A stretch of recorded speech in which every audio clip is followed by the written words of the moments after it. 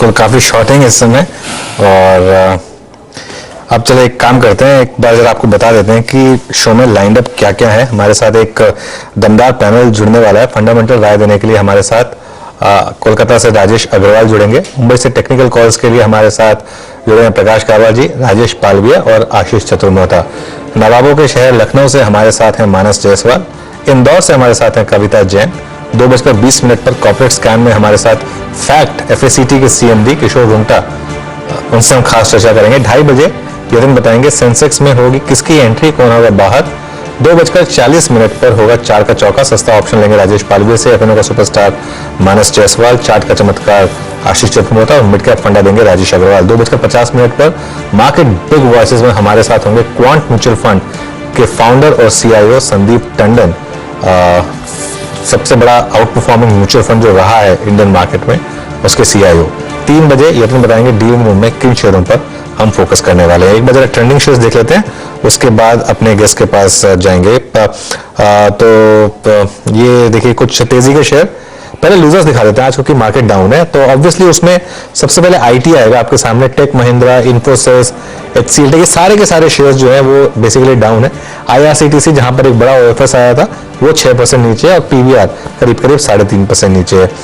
तेजी वाले शेयर्स भी हैं 2-3। हीरो मोटोकॉर्प में थोड़ी सी बाइंग है, थोड़ी सी डिफेंसिव बाइंग सुबह हुई थी SBI लाइफ में। पिरामल एंटरप्राइजेस में जबरदस्त बाइंग है, 5.5% ये स्टॉक मजबूत है। और इंडियाबुल्स हाउसिंग फाइनेंस का स्टॉक 3.5% इस समय ऊपर चल रहा है। चलिए अब एक काम करते हैं, अपने एक्सपर्ट्स को जोड़ना शुरू करते हैं और फ्रेश कॉल्स लेते हैं इस समय की। Market at day's low, Nifty just at 18,500। Gaba ji, ये यूटर्न कहां से आया और अब यहां पर क्या करें, और बताइए आपकी टॉप कॉल। एक्चुअली देखा जाए तो डेली चार्ट देखते हैं तो 1 दिसंबर को जो पैटर्न बना था और कल एग्जैक्टली वैसा ही पैटर्न है। एक गैप अप था और एक गैप अप के बाद थोड़ी गिरावट आई। अगर आज गैप डाउन खुलता है और नीचे बंद मिलता है, लो क्लोज मिलता है, तो हो सकता है 3-4 दिन और भी लो लेवल देखने को मिल सकते हैं। ये क्लासिकल एग्जॉशन पैटर्न है जो 1 दिसंबर और कल 14 को हुआ है। लेट्स सी होता है नहीं होता है। स्टॉक जो मुझे पसंद है इस वक्त वो है अपोलो टायर्स। पॉसिबल है कि यहाँ पर अप मिले। कंसोलिडेशन पैटर्न करीब 2-3 हफ्ते का है, उसके बाद अप्रूव मिला है। ट्रेड कर रहा है 324 पर, 2465 पर, तो 330 तक जा सकता है अपोलो टायर्स। स्टॉप होगा 322 Apollo tyres. Buy. Okay, Apollo tyres अगर आप देखें आपका बाय ट्रेड है और थोड़ा सा अगर आप देखें मार्केट को भी रीड करते रहते हैं बीच में। First trade is Apollo tyres. याद रखिएगा अपोलो टायर इस वक्त अपने करियर के हाई पे ट्रेड करता है। It's a new high for Apollo tyres, 325 रुपए। और अभी भी जब प्रकाश ने इसको पिक किया, इट्स अ टिपिकल फ्लैग। याद रखिएगा बहुत अच्छे प्राइस पैटर्न के साथ ही ऊपर जाता हुआ। अच्छा, जैसे कि हम निफ्टी के प्रेशर पॉइंट्स तलाश रहे थे, एक बात मैं यहां पे कहना चाहूंगा। At day low when Nifty trading, Nifty IT का प्रेशर है 514 अंक। उसके बाद अगर आप देखें तो आज आपके सामने डाउ फ्यूचर्स नीचे हैं और रिलायंस अब रिट्रेस होकर जहां पर देखिए यहां पर इस पर ट्रेड कर रहा है। That's exactly 2588 50-day exponential moving average of Reliance. दरअसल मैं यहां पे इस तथ्य को इस वक्त इसलिए कह रहा हूं एट 29 क्योंकि 12 दिसंबर को जब हमने 20 डे को निफ्टी पे डिफेंड किया था, उस दिन का भी रिलायंस का low exactly 50-day exponential moving average था। इसलिए ये फैक्ट इस वक्त कहना जरूरी है। आप जो चैनल देख रहे हैं उसका स्वामित्व प्रबंधन रिलायंस इंडस्ट्रीज के हाथ में। मैं कोई पुल बैक की थ्योरी नहीं, सिर्फ आपको स्टैट्स शेयर करता हुआ। राजेश पालवे जी, गुड आफ्टरनून कार्यक्रम में स्वागत है आपका। आपका कन्विक्शन कॉल और आप कैसे अप्रोच कर रहे हैं मार्केट्स को?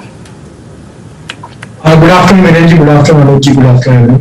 सो स्टॉक जो वीक लग रहे हैं वो IT साइड से लग रहा है। उसमें हमें टेक महिंद्रा का स्ट्रक्चर यहाँ पे बनते हुए दिख रहा है। जिस तरीके से सप्लाई देखने को मिला है आज ऑलमोस्ट स्टॉक 3% डाउन है। हम यहाँ पे टेक महिंद्रा में शॉर्ट करने की सलाह देंगे और हमें लगता है कि ये स्टॉक में जिस तरीके से सप्लाई बनते हुए दिख रहा है, स्टॉक अपने अब 20 to 50 डे मूविंग एवरेज के नीचे भी फिसलते हुए दिख रहा है। तो टेक महिंद्रा में हमारे जो टारगेट है लोअर साइड के हम एक्सपेक्ट करें इसमें 1000 रुपए से 990 रुपए तक की डाउन साइड कंटिन्यू होते हुए दिख सकती है। टेक महिंद्रा फ्यूचर शॉर्ट करने की सलाह, स्टॉप लॉस होगा करीब 1055 के आसपास, टारगेट होंगे 1990 रुपए तक। ओके, तो ये समय कॉल टेक महिंद्रा पर आती हुई यहाँ पर एक रिकमेंडेशन। आशीष, गुड आफ्टरनून। आशीष, आप कैसे देख रहे हैं आज के इस मिनी ब्रेकडाउन को? अभी मैं मिनी ब्रेकडाउन ही कह रहा हूं क्योंकि ऐसा हमने पहले भी देखा है, लेकिन फिर मार्केट रिवर्सल भी बहुत जबरदस्त दिखाता है। और आपकी टॉप कन्विक्शन कॉल क्या होगी इस समय की? जी बिल्कुल, गुड आफ्टरनून वीरेंद्र। तो देखिए इंडेक्स के टर्म में तो आज डेफिनेटली एक ब्रेकडाउन मिला है, और ये ब्रेकडाउन इसलिए इंपॉर्टेंट है क्योंकि कहीं ना कहीं एक कंसोलिडेशन बाजार करने की कोशिश कर रहा था, और उसके बाद जब उसने 18,600 के लेवल्स को बीट किया है तो ये थोड़ा सा एक शॉर्ट टर्म फिनोमिना को चेंज करता है। मेरे हिसाब से बड़ा ट्रेंड तो जब तक निफ्टी 18,700 के ऊपर नहीं जाए तब तक के एक साइडवेज से नेगेटिव टेरिटरी बाजार में बनी रहेगी। तो बहुत ज्यादा एग्रेसिव इस समय पे लॉन्ग साइड पर नहीं होना चाहिए, सेलेक्टिव स्टॉक्स पे जरूर रुझान पॉजिटिव है, पर पोजीशन साइजिंग पर जरूर ध्यान देना चाहिए, एग्रेसिव पोजीशनिंग नहीं होनी चाहिए। अब जहां तक के स्टॉक का सवाल है तो जो स्टॉक हमें लॉन्ग साइड पे पसंद है वो चोलामंडलम फाइनेंस है। चोलामंडलम फाइनेंस जो कि 754 पे इस समय स्पॉट लेवल पे ट्रेड कर रहा है, इसमें हमारा मानना है कि बहुत ही बढ़िया एक बेस फॉर्मेशन बन रहा है, पर क्योंकि जैसे मैंने कहा मार्केट का डायरेक्शन बहुत ज्यादा क्लियर नहीं होने की वजह से पोजीशन साइजिंग संभालना है, बट ओवरऑल स्ट्रक्चर इसका मुझे काफी पसंद है। मैं मानता हूं 800 रुपए तक की ट्रेजेक्टरी चोलामंडलम फाइनेंस के स्टॉक में देखने को नजर आ सकती है। 742 के स्टॉप लॉस के साथ लॉन्ग पोजीशन चोलामंडलम के अंदर में बनाई जा सकती है। के चोला अगर आप देखें आपकी स्क्रीन पे 754.70 बहुत ही स्ट्रॉन्ग स्ट्रक्चर, हालांकि थोड़ा डे हाई से रिट्रेस हुआ है, लेकिन मेरे को याद आता है जब हम कल 10 कदमदार ट्रेड मैनेजर में मंत्रणा में थे कल अनुजैन जी के साथ 361 की, अगर आप देखें वेल्थ मैनेजर थी वो, उनसे करी थी बात, उनकी भी एनबीएफसी में सबसे अगर आप देखें स्ट्रॉन्ग कॉल चोला थी, तो ये अच्छा करता हुआ। मानस गुड आफ्टरनून। आई थिंक ठंड आ रही थी, हम तो लखनऊ का प्लान बना रहे थे, लेकिन आज थोड़ा सा बाजार जो है वो दुविधा में है, तो ज्यादा लखनऊ की तरफ हम जा नहीं पाए। हम कहाँ मक्खन मलाई की बारे में सोच रहे थे, हम थोड़ा दिसंबर सेकंड हाफ थोड़ा ट्रबल लग रहा है। आज जिस तरीके से यूएस फ्यूचर्स नीचे हैं, we are almost on the verge of 18,500 valuation, कैसे अप्रोच कर रहे हैं आप मार्केट्स को? देखिए मार्केट में गिरावट जरूर है, लेकिन लगता है कि ठंडक में कमी नहीं है, तो आपको शायद आने वाले 10-12 दिनों में और बढ़िया ठंडक देखने को मिलेगी।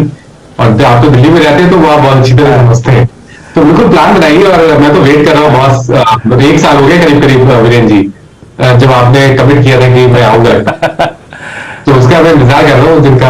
अभी देखिए, अब मैं अनुज से बात करता हूँ। आज अनुज, आशीष, मैं और नीरज जी, हर्षदा भी लौटा है छुट्टी से एक बार। असल में दिसंबर में सबकी छुट्टी लाइंड अप है, उसके बाद दिसंबर में बनाते हैं पक्का प्लान। और अब क्योंकि हाँ ठंड 2 दिन से दिल्ली में भी अच्छी है, ठीक ठाक है, गाड़ी में सुबह आते आते हीटर की जरूरत पड़ रही है, तो हाँ 2 दिन से ठंड अच्छी है। अनुज, डन रहा दिसंबर लखनऊ अंत में एक बार होके आएंगे। हाँ, लेकिन मनोज जी आपकी कॉल नहीं जा पाएंगे ना। अरे वीकेंड पे जाएंगे ना, वीकेंड पे। हाँ ठीक, वीकेंड पे जाएंगे, चलो ठीक है, वीकेंड पे जाएंगे। हाँ। तो देखिए जो रिकमेंडेशन है वो अंबुजा सीमेंट पे बिकवाली करने की राय रहेगी, क्योंकि यहाँ पर अगर आप देखिए तो स्टॉक ने काफी समय के बाद अपने 20-day मूविंग एवरेज को ब्रीच किया है, उसके नीचे फिसला और वहां पर वॉल्यूम देखने को मिले हैं।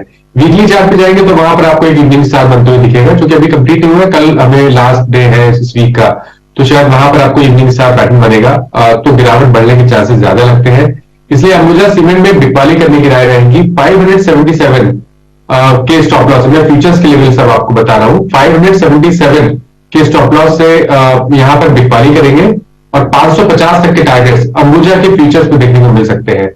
560 का पुट ऑप्शन भी ले सकते हैं, 11 रुपए के, 11-12 रुपए के आसपास ट्रेड हो रहा है, वहां पर आप खरीदारी करिए 7 रुपए के स्टॉप लॉस से 22 रुपए के टारगेट के लिए।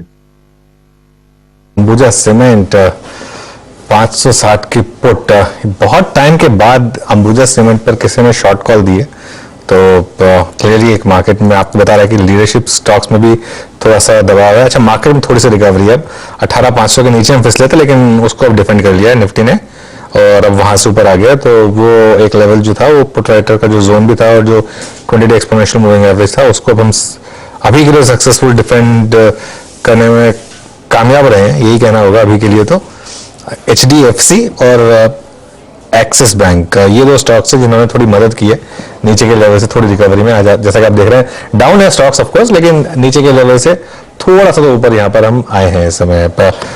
चलिए, सारी कॉल्स हो गई हैं मेरे ख्याल से, या अभी बाकी है कोई कॉल?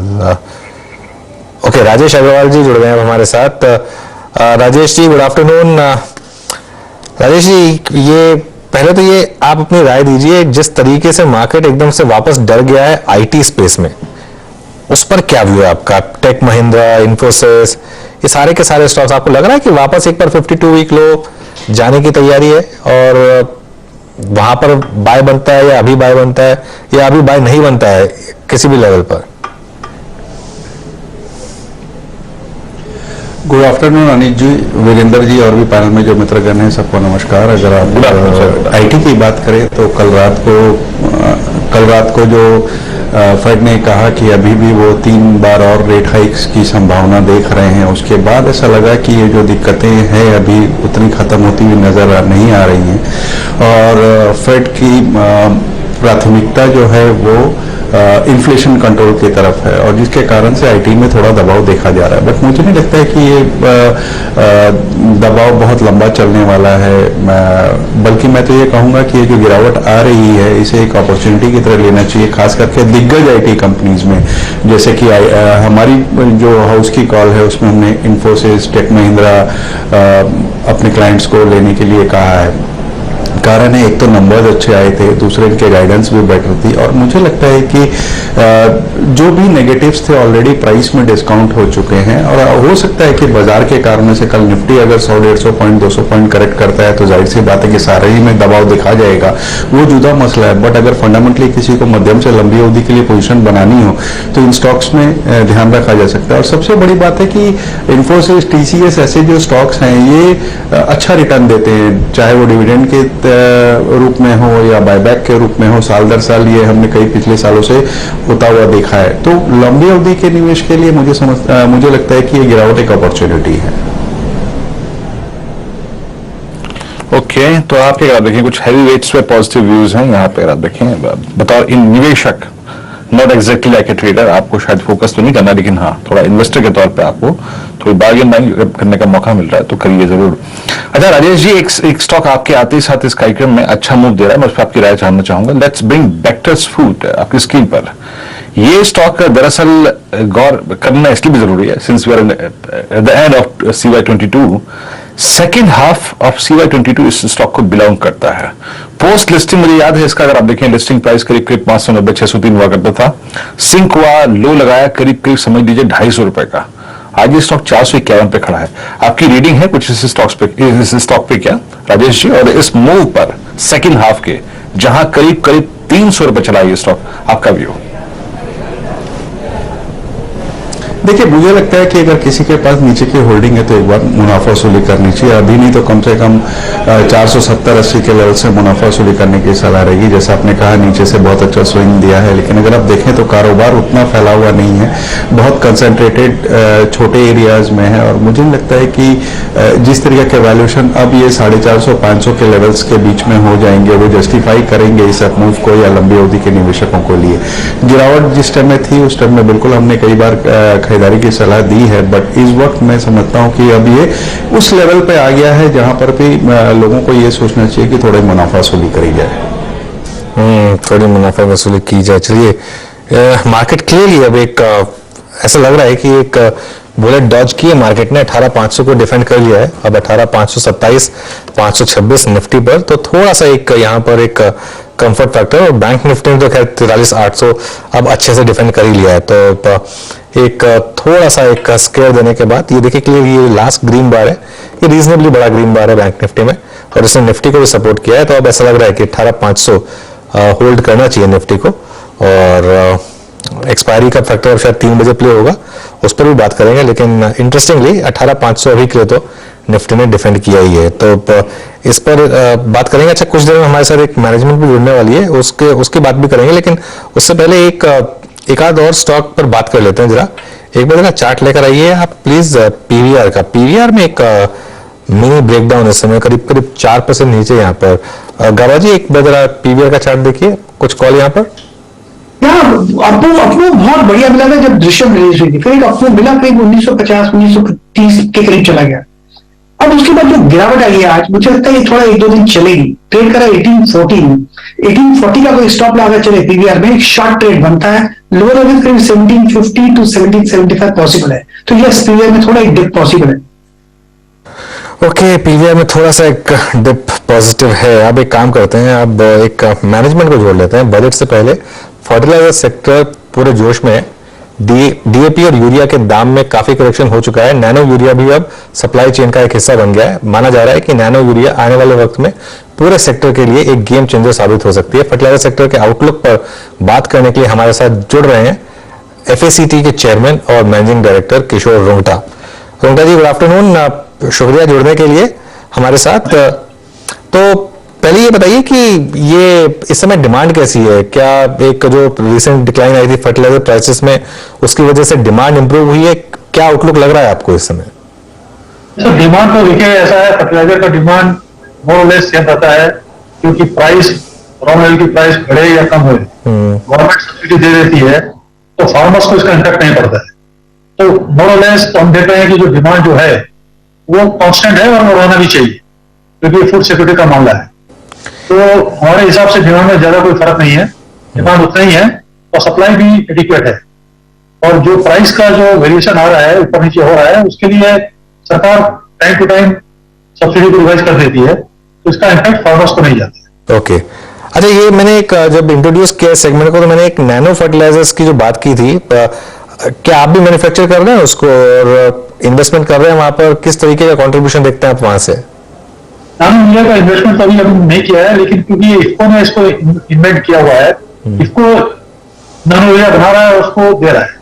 अभी ये डिसीजन लिया गया है कि इसकी जो टेक्नोलॉजी है ये RCF को, NFL को और FACT को, तीनों को दिया जाएगा। तो जब कोई बार टेक्नोलॉजी एग्रीमेंट हमारी साइन हो जाती है इफ्को के साथ, तो हम भी इस प्लांट को लगाने का सोच रहे हैं, लेकिन फिलहाल खाली इफ्को इसको बना रहा है, उसको बेच रहा है।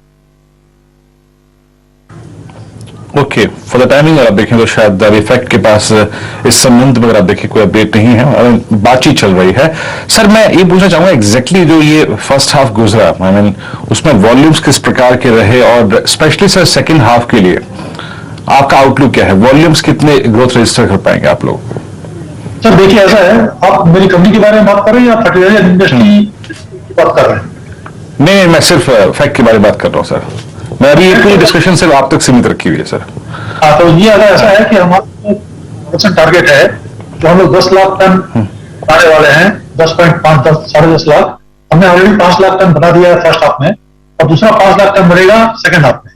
और आज के दिन में पोजिशन ये है कि हमारे प्लांट में कोई भी स्टॉक नहीं है, जितना हम बना रहे हैं उसको हम डिस्पैच करके बेच दे रहे हैं। तो हमारे हिसाब से तो आउटलुक हमारा बहुत अच्छा है, क्योंकि हमारा मार्केट खाली साउथ में है।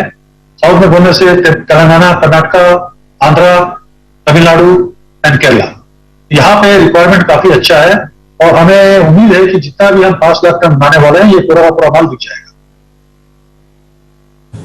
यस, ओके, अच्छा रुद्र साहब, ओके ये ठीक है, वॉल्यूम्स के बारे में आप देखें आपने गाइडेंस भी दी और आई थिंक बीते समय के बारे में टिप्पणी भी की।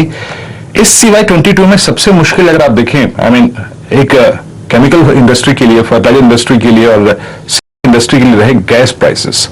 सर एग्जैक्टली आपका कोई लॉन्ग टर्म कॉन्ट्रैक्ट किया है आपने regarding the supply at substantial lower rate from gas companies? अभी क्या स्थिति है और मार्जिन की स्थिति इसके चलते क्या रहेगी? ये आप सही बता रहे हैं कि गैस का प्राइस तो बहुत ज्यादा वोलेटाइल रहा है इस बार, और अभी भी आप देखेंगे तो स्पॉट प्राइस जो था $70 तक चला गया और अभी घट के $30-35 में भी आ गया है। लेकिन FACT ने लॉन्ग टर्म कॉन्ट्रैक्ट किया हुआ है इंडियन ऑयल के साथ में, तो हम लोग को government gas long term supply के हिसाब से मिल रहा है। और आज के दिन में जो हमको जो गैस मिल रहा है वो $18-19 के आसपास मिल रहा है, तो हमें काफी नीचे भाव में मिल रहा है स्पॉट प्राइस की वजह से। तो हमारा जो कॉन्ट्रैक्ट है इंडियन ऑयल के साथ में ये करीबन 5 साल के लिए है, तो हम लोग 5 साल के लिए तो सेक्टर है जहां तक गैस की सप्लाई का सवाल है। ओके, ठीक है। अच्छा, कुछ बकाया बाकी है क्या आपका गवर्नमेंट से सब्सिडी का? तो देखिए गवर्नमेंट का ऐसा है कि जब हम माल बेचते हैं उसके बाद आपको कॉस्ट सेल करना पड़ता है। जब तक कॉस्ट नहीं होता है तो हम क्लेम रेज नहीं कर सकते। तो ये हमारा पाइपलाइन में तो हमेशा रहेगा, और ये तो सिस्टम में इनबिल्ट है। तो आज के दिन में हमारा 150 से 200 करोड़ रुपए पेंडिंग है गवर्नमेंट ऑफ इंडिया से लेने का। लेकिन आप देखेंगे पिछले साल भर का, 1.5 साल का जो टाइम लाइन आप देखते हैं तो गवर्नमेंट की तरफ से काफी अच्छा सब्सिडी दिया जा रहा है, क्योंकि गवर्नमेंट ने अभी 2.15 लाख करोड़ का सब्सिडी 2022-23 के लिए किया हुआ है। और गवर्नमेंट बहुत ही टाइमली सब्सिडी रिलीज कर रही है, क्योंकि रॉ मटेरियल की प्राइस काफी बढ़ गए हैं, गैस की प्राइस काफी बढ़ गया है, तो वर्किंग कैपिटल को प्रेशर नहीं आए, इसको मद्देनजर रखते हुए government subsidy time to time release कर रही है।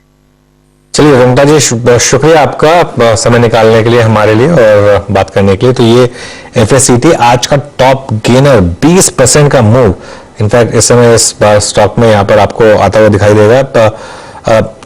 राजेश जी, ये अगर आपने कॉन्वर्सेशन सुनी हो और अगर कोई व्यू रखते हो आप FSCT पर, तो क्या व्यू होगा यहाँ पर?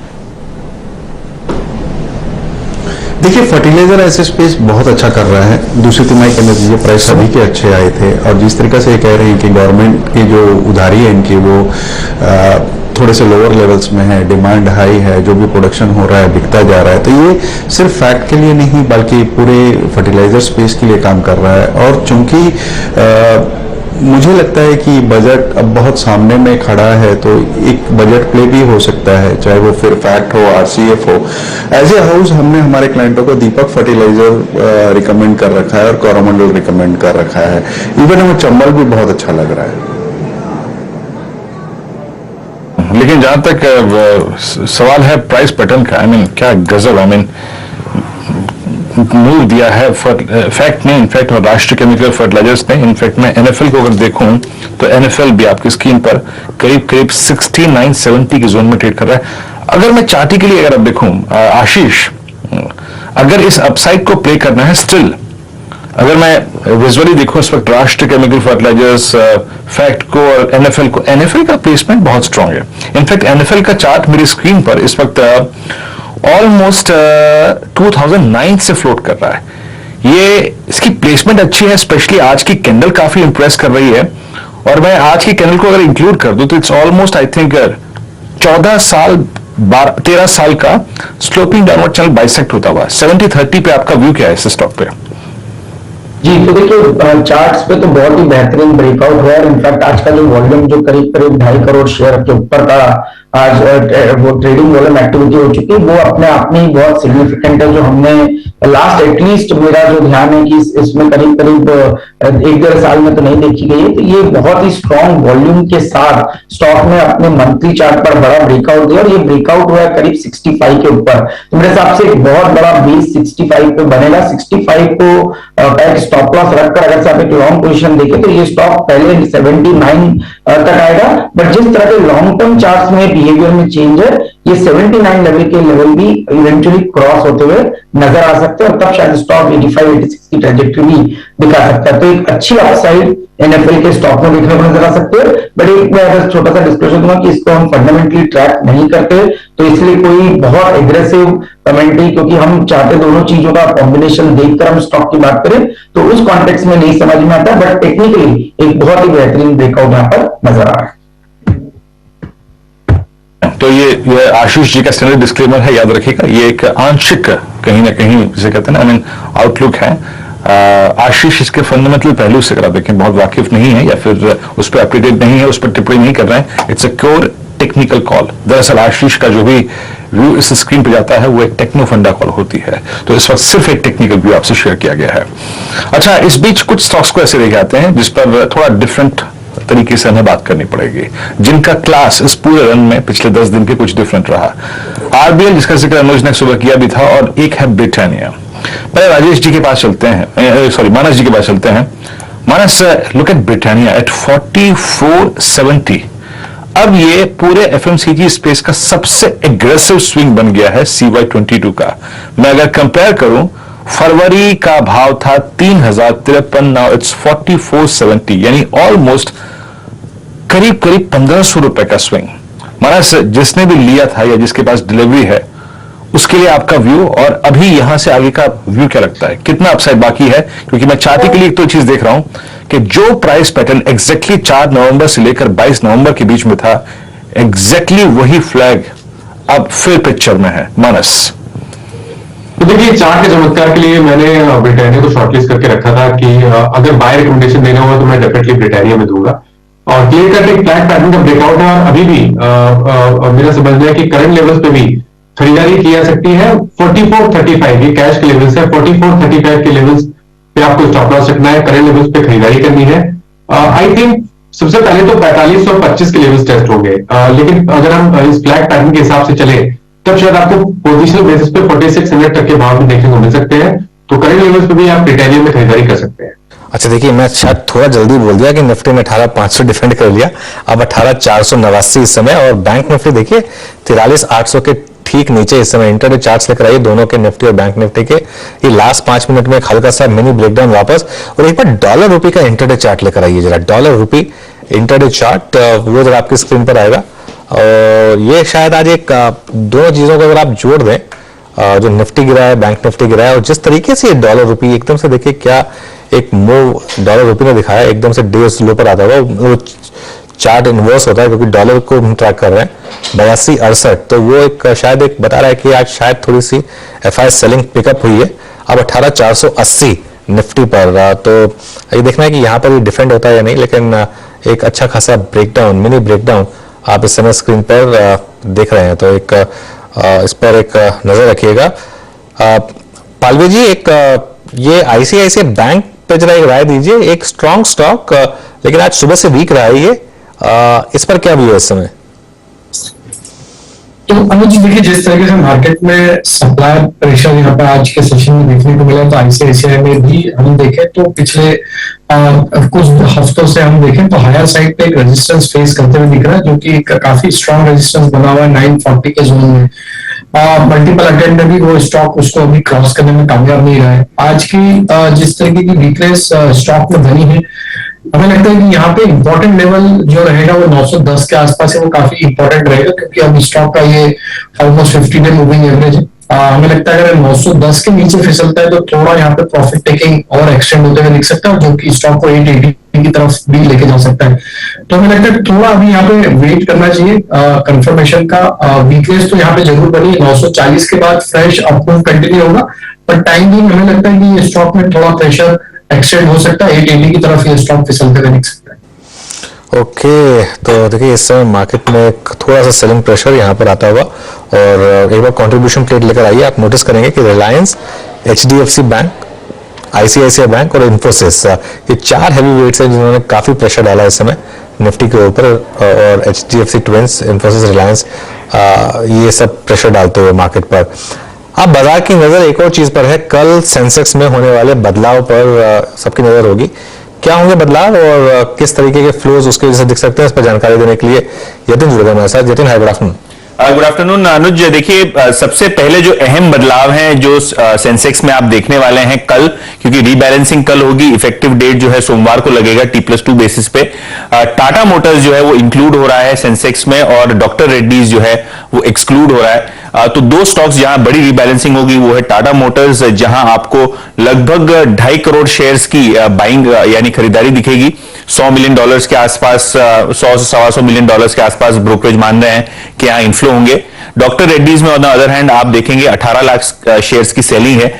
इसका मतलब यह है कि करीब करीब 800 करोड़ की यहां बिकवाली आपको होते हुए नजर आएगी। लेकिन थोड़े टाइम पहले ही आपने कुछ सेकंड पहले ही कंट्रीब्यूशन प्लेट दिखाई, जहां इन्फोसिस, रिलायंस, आईसीआईसीआई बैंक और एचडीएफसी प्रेशर में थे, और इसका एक रीजन शायद ये भी हो सकता है कि कल जो सेंसेक्स की रीबैलेंसिंग है, इनमें ये 4 नाम यानी रिलायंस, इन्फोसिस, टीसीएस और आईसीआईसीआई बैंक, इनमें सेल फ्लोज हैं, क्योंकि वेटेज इनके चेंज हो रहे हैं, घट रहे हैं वेटेज, जिसके कारण थोड़ा बहुत आपको सेलिंग प्रेशर यहां दिखाई पड़ सकता है। लेकिन कल आखिर के आधे घंटे में यानी 3 से 3.5 में ये बदलाव होते हुए आपको नजर आएंगे, तो ध्यान रखिए इस सब स्टॉक्स पे।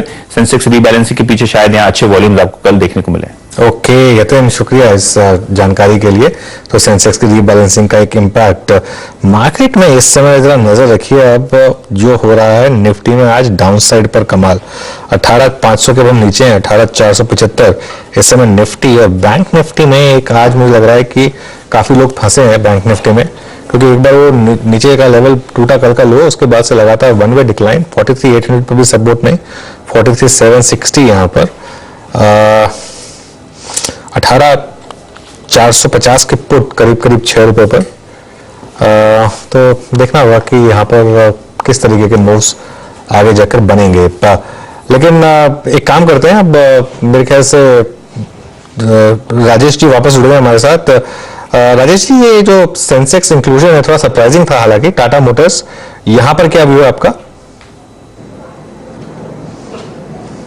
देखिए जो आंकड़े आ रहे हैं वो ठीक ठाक आ रहे हैं। कंपनी का नजरिया भी है कि लॉन्ग टर्म में डेट रिड्यूस कर देंगे। हालिया ऐसी खबर भी है कि टाटा टेक्नोलॉजीज का आईपीओ आएगा, लेकिन मुझे नहीं लगता कि बहुत जल्दबाजी में इसमें फंडामेंटली कोई चेंज आएगा, क्योंकि जो दिक्कतें हैं वो चाहे जेएलआर को लेकर के हो या दूसरी चीजों को, अभी भी बनी हुई है। तो मुझे लगता है कि कोई अपसाइड आता है, शॉर्ट टर्म के प्लेयर्स की बात कर रहा हूँ, कि कोई अपसाइड आता है तो वहां पे एक बार मुनाफा वसूली करनी चाहिए। लंबी अवधि में अच्छा स्टॉक है, लेकिन इस वक्त हमारी जो राय है auto space as a whole में हम बजाज ऑटो और मारुति पे ही बाई की कॉल दे रहे हैं। इस पे होल्ड की कॉल है। किसी के पास हो और ये स्टॉक यहाँ से 10-12% की मूव देता है आने वाले 2 क्वार्टर्स में, तो वहां पे मुनाफा वसूली करनी चाहिए। इस वक्त नई खरीदारी की इसमें कोई सलाह नहीं है, क्योंकि जो टाटा टेक्नोलॉजीज का आईपीओ भी आएगा वो 4,000-5,000 करोड़ के अंदर ही आना चाहिए, और इनका जो डेट है वो अभी भी 48,000 करोड़ के आसपास खड़ा है, तो क्योंकि बहुत ज्यादा फर्क उसमें पड़ने वाला नहीं है।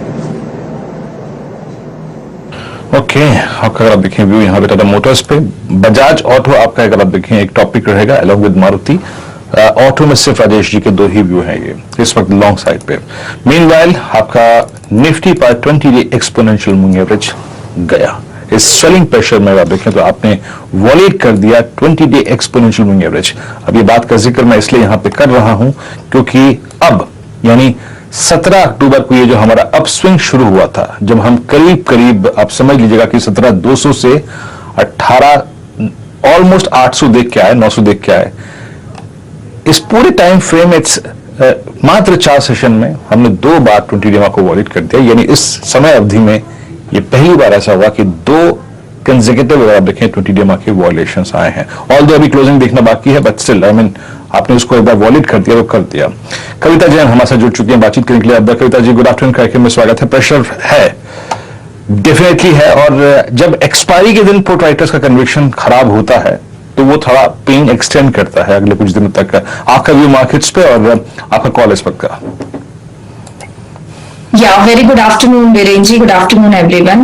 Yes, you're very correct. Is like Nifty ने अपना 20 डे में आज तोड़ा है, बट आज एक एक्सपायरी प्रेशर भी है और हम देख रहे हैं कॉल राइटर्स भी अपनी कमांड कर रहे हैं और पुट राइटर्स में कन्विक्शन नहीं दिख रहा है निफ्टी।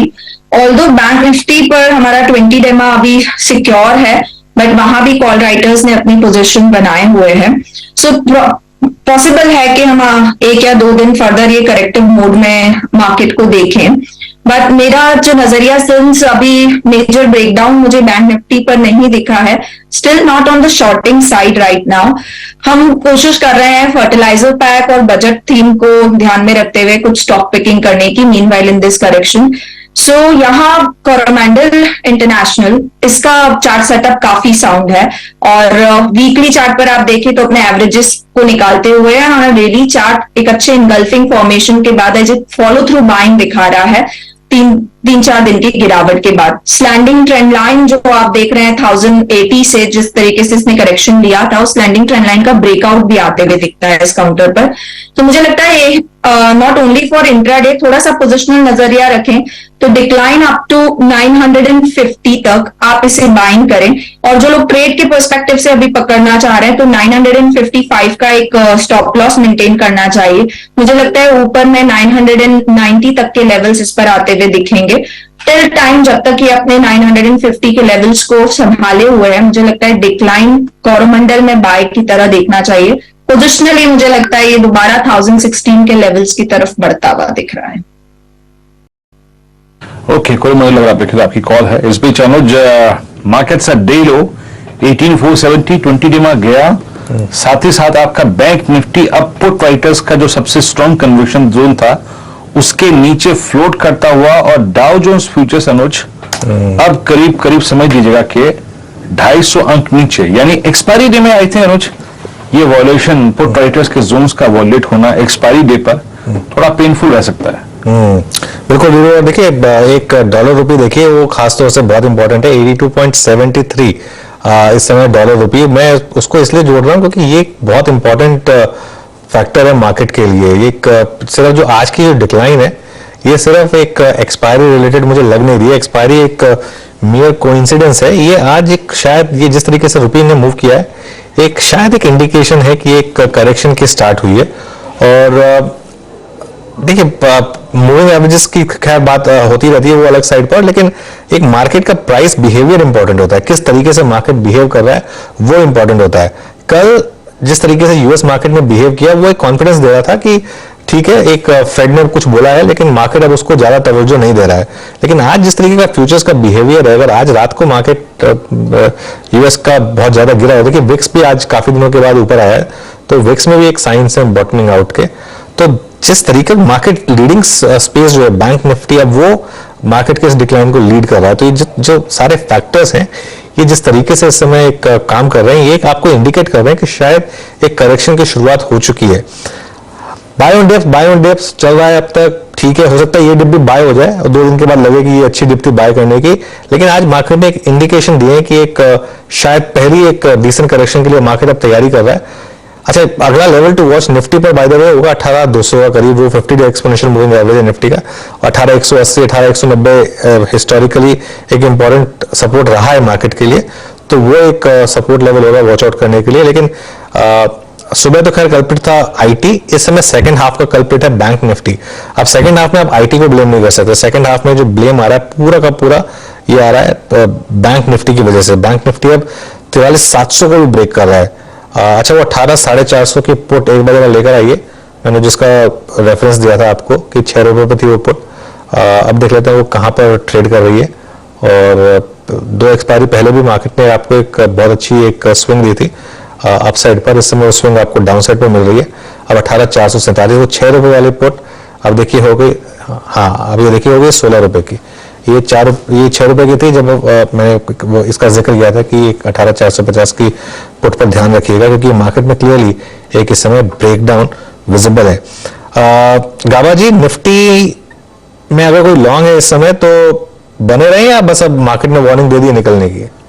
मुझे तो वार्निंग दे दी, मुझे कल का पैटर्न कल देखा नहीं था, लेकिन 1 दिसंबर का पैटर्न और कल का पैटर्न सिमिलर है। अगर आज लोअर क्लोज मिलता है तो जरूर निकल जाना चाहिए, 3 4 5 दिन पॉसिबल है कि डाउन में मिले, लॉन्ग से तो निकल जाना चाहिए, फिर जो देखें जो होता है वो देखें। मिस हो गया तो मिस हो गया अपॉर्चुनिटी, ठीक है, लेकिन यहाँ पर प्रिकॉशन की जरूरत है। You are right, absolutely correct. Okay, चलिए आज काफी ब्रेकडाउन है एक्चुअली। इवन नॉर्मली अगर आप पिवट पॉइंट्स ड्रॉ करें तो मार्केट S2 और S3 सपोर्ट 2 और सपोर्ट 3 के बीच में तो खैर सपोर्ट ले ही लेता है, आज सपोर्ट 3 पर भी उसने सपोर्ट नहीं लिया, तो एक क्लियरली एक आपको देखो एक बार आप फ्यूचर्स वापस लेकर आइए, अगर उसके फ्यूचर्स के आंकड़े अगर हम दिखा सकते हैं एक बार, तो डाउ फ्यूचर्स के आंकड़े एक बार जरा फिर वापस लेकर आते हैं और देखते हैं वहां पर इस समय क्या मूव हो रहा है। क्लियरली प्रेशर तो है इस समय यूएस मार्केट में। अच्छा, एक चीज जो मार्केट के फेवर में है कि अभी भी डॉलर इंडेक्स में कोई बहुत ज्यादा प्रेशर नहीं आया है, वो एक देखने वाला आंकड़ा हुआ कि डॉलर इंडेक्स, हालांकि डॉलर रुपी अपने आप वीक हो रहा है लेकिन डॉलर रुपी पर कोई खास प्रेशर है नहीं यहाँ पर। तो देख लेते हैं, चलिए बीरो फिर क्या 4 का चौका की शुरुआत करें? जी हाँ, 4 का चौका की शुरुआत करते हैं। मुझे यहाँ पर ट्रेड्स क्या क्या है, कौन कौन देगा, ये आपकी स्क्रीन पर रखता हूँ। राजेश पालविया जी के सौजन्य से सस्ता ऑप्शन आएगा, याद रखिएगा, कुछ देर में वो सस्ता ऑप्शन देंगे।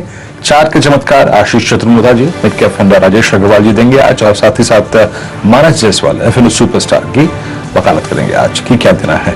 राजेश पालविया जी एक काम करते हैं, स्विंग मिल रहे हैं, डाउन स्विंग है, बताइए आप आज का सस्ता ऑप्शन क्या पिक करेंगे, आपकी कॉल क्या है इस वक्त? तो वीकनेस को ही प्ले करेंगे वीरेंद्र जी, और जो स्टॉक यहाँ पे हमें वीक लग रहा है वो है हेवल्स का, और 3rd कंसेक्यूटिव वीक है जहाँ पे लोअर लो फॉर्मेशन बनते हुए दिख रहे। तो हम यहाँ पे 1140 की स्ट्राइक का पुट ऑप्शन बाय करने की सलाह देंगे हेवल्स में। जिस तरीके से यहाँ पे अब अक्टूबर के भी स्विंग लो को तोड़ के उसके नीचे सस्टेन करते हुए दिख रहा है हेवल्स, हमें लगता है ये वीकनेस और एक्सटेंड होगी, 1125 1115 की तरफ स्टॉक फिसलते हुए दिख सकता है। तो यहाँ पे 1140 का पुट ऑप्शन बाय करने की सलाह है, और इसमें हम टारगेट एक्सपेक्ट कर रहे हैं 26 रुपए से 28 रुपए तक के। स्टॉप लॉस होगा इस ऑप्शन का करीब 12 रुपए के आसपास। ओके, हेवल्स की पुट याद रखिएगा, ये वाइट गुड सेगमेंट का सेगमेंट वो सेगमेंट है जो कि बाजार की तेजी में रत्ती भर पार्टिसिपेट नहीं कर रहा था। और आप जनाब जब पुट लेने की बात कर रहे हैं राजेश पालवी जी, याद रखिएगा CY22 के सेकेंड हाफ के सबसे लोएस्ट लेवल पर ट्रेड करता हुआ Havells at day low, Havells at 6 month low put option की वकालत की गई है राजेश पालवी द्वारा, करीब 1140 की put option for possible target of 2628, 17 रुपए 70 पैसे पे ये पुट ऑप्शन ट्रेड करता हुआ। FNO सुपरस्टार मानस जी, बताइए क्या पिक कर रहे हैं आप? पे एक सेल रिकमेंडेशन है, क्योंकि बाटा में देखिए तो 1668 के आसपास एक सपोर्ट था, लेकिन स्टॉक ने उसको ब्रीच किया, उसके नीचे फिसला है, वहां पर वॉल्यूम देखने को मिले और ये कंसोलिडेशन के बाद का ब्रेकडाउन है। आई थिंक यहाँ पर गिरावट और बढ़ सकती है। अब फ्यूचर में हमें बिकवाली करनी है, जो कि डिस्काउंट में चल रहा है 1655 के आसपास फ्यूचर चल रहा है, तो वहां बिकवाली करेंगे 1676 का आपको स्टॉप लॉस रखना है, तो करीब करीब 20 रुपए का रिस्क है। लेकिन नीचे की तरफ 1610 तक के भाव आपको बाटा में देखने को मिल सकते हैं। ऑप्शन डेट भी ले सकते हैं, जो कि 1660 का पुट ऑप्शन है, वहां पर आप खरीदारी करिए। 39 रुपीज के आसपास के भाव चल रहे हैं, 39 के भाव के प्राइस पे आप 1660 का पुट ऑप्शन लीजिए। स्टॉप लॉस 29 रुपीज के रहेंगे और 60 रुपए के टारगेट रखेंगे। ओके, ठीक है, चलिए अब आशीष जजमुदा के पास चलते हैं और उनसे ले लेते हैं उनकी कॉल चार्ट का चमत्कार में। आशीष जी बताइए। तो अनुराग में थोड़ा सा बाजार को लेकर कॉशियस व्यू हम भी रखे हैं, क्योंकि जिस तरह से डिप मिला है तो कुछ, और खासतौर पे 18,500 को बाजार जब रेस्पेक्ट नहीं कर रहा है, तो हो सकता है यहाँ पर एक हमें ब्रेक देखने को मिले, जो कंसोलिडेशन का ब्रेकडाउन होगा, तब शायद 18,200 की भी जगह बन सकती है। तो ओवरऑल ऐसे माहौल में एग्रेसिव लॉन्ग को अवॉइड करेंगे। एक स्टॉक जो मुझे वीक लगता है, जो कि फंडामेंटली काफी अच्छा था, पर यहाँ पर अब हम देख रहे हैं ट्रेंड काफी समय से खराब चल रहा है, वो है आरती इंडस्ट्रीज का स्टॉक। वीकली मंथली सभी पैरामीटर पे आप देखेंगे तो ये stock consistently lower top lower bottom बना रहा है, और आज ये 4 महीने के अपने लोज को ब्रीच करने की तैयारी कर रहा है। तो मेरे हिसाब से यहां पर डाउन साइड गिरा सकती है। 615 तक के लेवल मैं समझता हूं आरती इंडस्ट्रीज के स्टॉक में देखने को नजर आएंगे। 655 के स्टॉप लॉस के साथ आरती इंडस्ट्रीज मुझे एक वीक कैंडिडेट लगता है। तो अगर से कोई लॉन्ग साइड पे स्टॉक में बना है तो यहां से मुझे लगता है थोड़ी गिरावट बनेगी। पोजीशन को हल्की करने की सलाह इन लेवल्स पे मेरी आरती इंडस्ट्रीज पर रहेगी। ओके, आरती इंडस्ट्रीज पर एक सलाह रहेगी इस समय पोजीशन हल्की करने की। मिड कैप फंडा राजेश अग्रवाल जी की तरफ से। राजेश जी देखिए, जो स्टॉक हमने चुना है वो अभी हम लोग थोड़ी देर पहले ऑटो की बात कर रहे थे, तो ऑटो से रिलेटेड कंपनी है सीएट टायर्स। मुझे लगता है कि वहाँ पे ध्यान देना चाहिए। वॉल्यूम ग्रोथ बहुत अच्छी नजर आ रही है, कारण कि एक तो ऑटो के नंबर बेहतर आ रहे हैं, दूसरे रिप्लेसमेंट डिमांड बढ़ती हुई नजर आ रही है। सबसे बड़ी बात, क्रूड में जो तेज गिरावट देखी गई है, इवन रबर प्राइसेस में गिरावट देखी गई है। दूसरी तिमाही में भी अगर आप देखेंगे तो मार्जिन्स में एक्सपेंशन हुआ था, और अब जबकि क्रूड और रबर दोनों में गिरावट देखी जा रही है, जो कि 60% रॉ मटेरियल का हिस्सा होती है, तो मुझे लगता है मार्जिन और भी एक्सपैंड होते हुए नजर आएंगे। वॉल्यूम बढ़ता हुआ नजर आ रहा है। आने वाले दिनों में मुझे लगता है कि बहुत अच्छा रिटर्न दे सकता है। छोटी अवधि की बात करूं तो 970-980 के टारगेट रखने चाहिए, बट थोड़ी सी मध्यम अवधि के लक्ष्य हो तो 2200 के टारगेट इसमें आ सकते हैं। यहाँ पे हमारी खरीदारी की सलाह है। ओके, यहाँ पर इस समय सीएट में खरीदारी की सलाह राजेश जी की तरफ से। 3% ऊपर है आज सीएट कमजोर बाजार में। चलिए, मार्केट थोड़ा सपोर्ट लेने की कोशिश कर रहा है वापस इस समय, लेकिन बैंक निफ्टी ने जबरदस्त डिक्लाइन दिखाई। आपको 43,600 तक पहुंच गया था ऑलमोस्ट, अब 43,650 पर। एक बार रिकैप कर देते हैं सारी की सारी ट्रेड्स आपके लिए अब सामने लेकर आते हैं। और सबसे पहले ओके, राजेश पारिवाल जी ने हेवेल्स का पुट सजेस्ट किया था, 1140 का पुट था, 12 रुपए का स्टॉप लॉस, 26 और 28 रुपए के यहाँ पर टारगेट सजेस्ट किए गए थे। ये थी पहली ट्रेड। दूसरी ट्रेड मानस जायसवाल जी की तरफ से आई थी। बाटा के फ्यूचर्स में सेल की कॉल थी इनकी, 2.5% नीचे इस समय स्टॉक, 1676 का स्टॉप और 1610 का टारगेट था। आशीष चतुर्वेदी जी की तरफ से उसके बाद तीसरी कॉल आई थी आरती इंडस्ट्रीज के फ्यूचर्स पर, वहां पर भी एक सेल कॉल है, 615 का टारगेट और 655 का स्टॉप लॉस। ये वो सारी ट्रेड्स हो गई। और मिड कैप फंडा जो स्लाइटली लॉन्गर टर्म हिसाब से राजेश अग्रवाल जी ने दिया वो था सीएट, जहां पर बाय कॉल है और इस समय 3% ऊपर ये स्टॉक चल रहा है। 1980 और 2200 के बड़े टारगेट्स इस समय सीएट पर। मार्केट एट डेज लो इस समय। और एक बार जरा वापस कंट्रीब्यूशन ट्रेड लेकर आइए, देखते हैं इसमें कुछ चेंज हुआ है कि नहीं पिछले 1 घंटे में, क्योंकि हमने एक फ्रेश डिक्लाइन देखी है आईटीसी में। आपको देखना आईटीसी आया कि नहीं इसमें ड्राइवर्स में, अभी तक आया नहीं है टॉप ड्राइवर्स में, लेकिन आईटीसी का एक बार जरा इंट्राडे चार्ट लेकर आइए। और रिलायंस तो सुबह से परेशान कर रहा था, लेकिन ये देखिए आईटीसी में पिछले 5-6 मिनट में एक अच्छा खासा डिक्लाइन है, करीब 7 रुपए नीचे आईटीसी का शेयर, और इसने मार्केट के ऊपर थोड़ा सा एक प्रेशर बनाया है यहाँ पर। ये मानस आईटीसी पर कोई व्यू इस समय, एक वन वे रैली आई थी इसमें, लेकिन इस महीने इसमें ब्रेक लगा है क्लियरली। मानस सॉरी, आप म्यूट पर हैं, आपको अनम्यूट करना होगा। देखिए, मैं कह रहा हूं कि आईटीसी में अभी मेरे ख्याल से 4 हफ्ते पहले एक बड़ी गिरावट देखने को मिली थी, 355 से लेकर 335 तक की गिरावट देखने को मिली। उसके बाद हम करीब 4 हफ्ते कंसोलिडेशन देख रहे थे। एक मूव मिला था पिछले 3-4 दिनों में, लेकिन स्टॉक ऊपर सस्टेन नहीं हो पाया, और जब अब गिरावट देखने को मिल रही है तो 50 मूविंग एवरेज के नीचे प्राइस फिसल गया है। मेरा समझना है कि अब नई बिकवाली देखने को मिलेगी, जिसमें 100 मूविंग एवरेज टेस्ट हो सकते हैं, जो कि 324-25 रुपए के आसपास है। तो बिकवाली करने की सलाह रहेगी आईटीसी में। अगर आप बिकवाली करंट लेवल्स पे कर रहे हैं तो कैश के लेवल ध्यान रखिए। 343 का आपको स्टॉप लॉस रखना है। करंट लेवल्स पे बिकवाली करिए। 330 पहला, और उसके बाद 324 तक के भाव आपको देखने को मिल सकते हैं आईटीसी में। ओके, आपकी स्क्रीन पे आईटीसी ग्राफ देखें, डेलो पे ट्रेड करता हुआ, और करीब 338, बहुत दिनों बाद आईटीसी ग्राफ देखें 340 की रेंज के नीचे डिसाइसिवली ट्रेड करता हुआ। अच्छा, और कुछ काउंटर्स जो कि थोड़ा सा प्रेशर फील कर रहे हैं। Let's bring Oberoi realty. मैं देख रहा हूं कि जिन जिन स्टॉक्स में अक्रॉस अलग अलग सेक्टर जो पिंग आ रहा है, जरा ओबराय रियल्टी लेके आएंगे डायरेक्टर साहब आपकी स्क्रीन पे।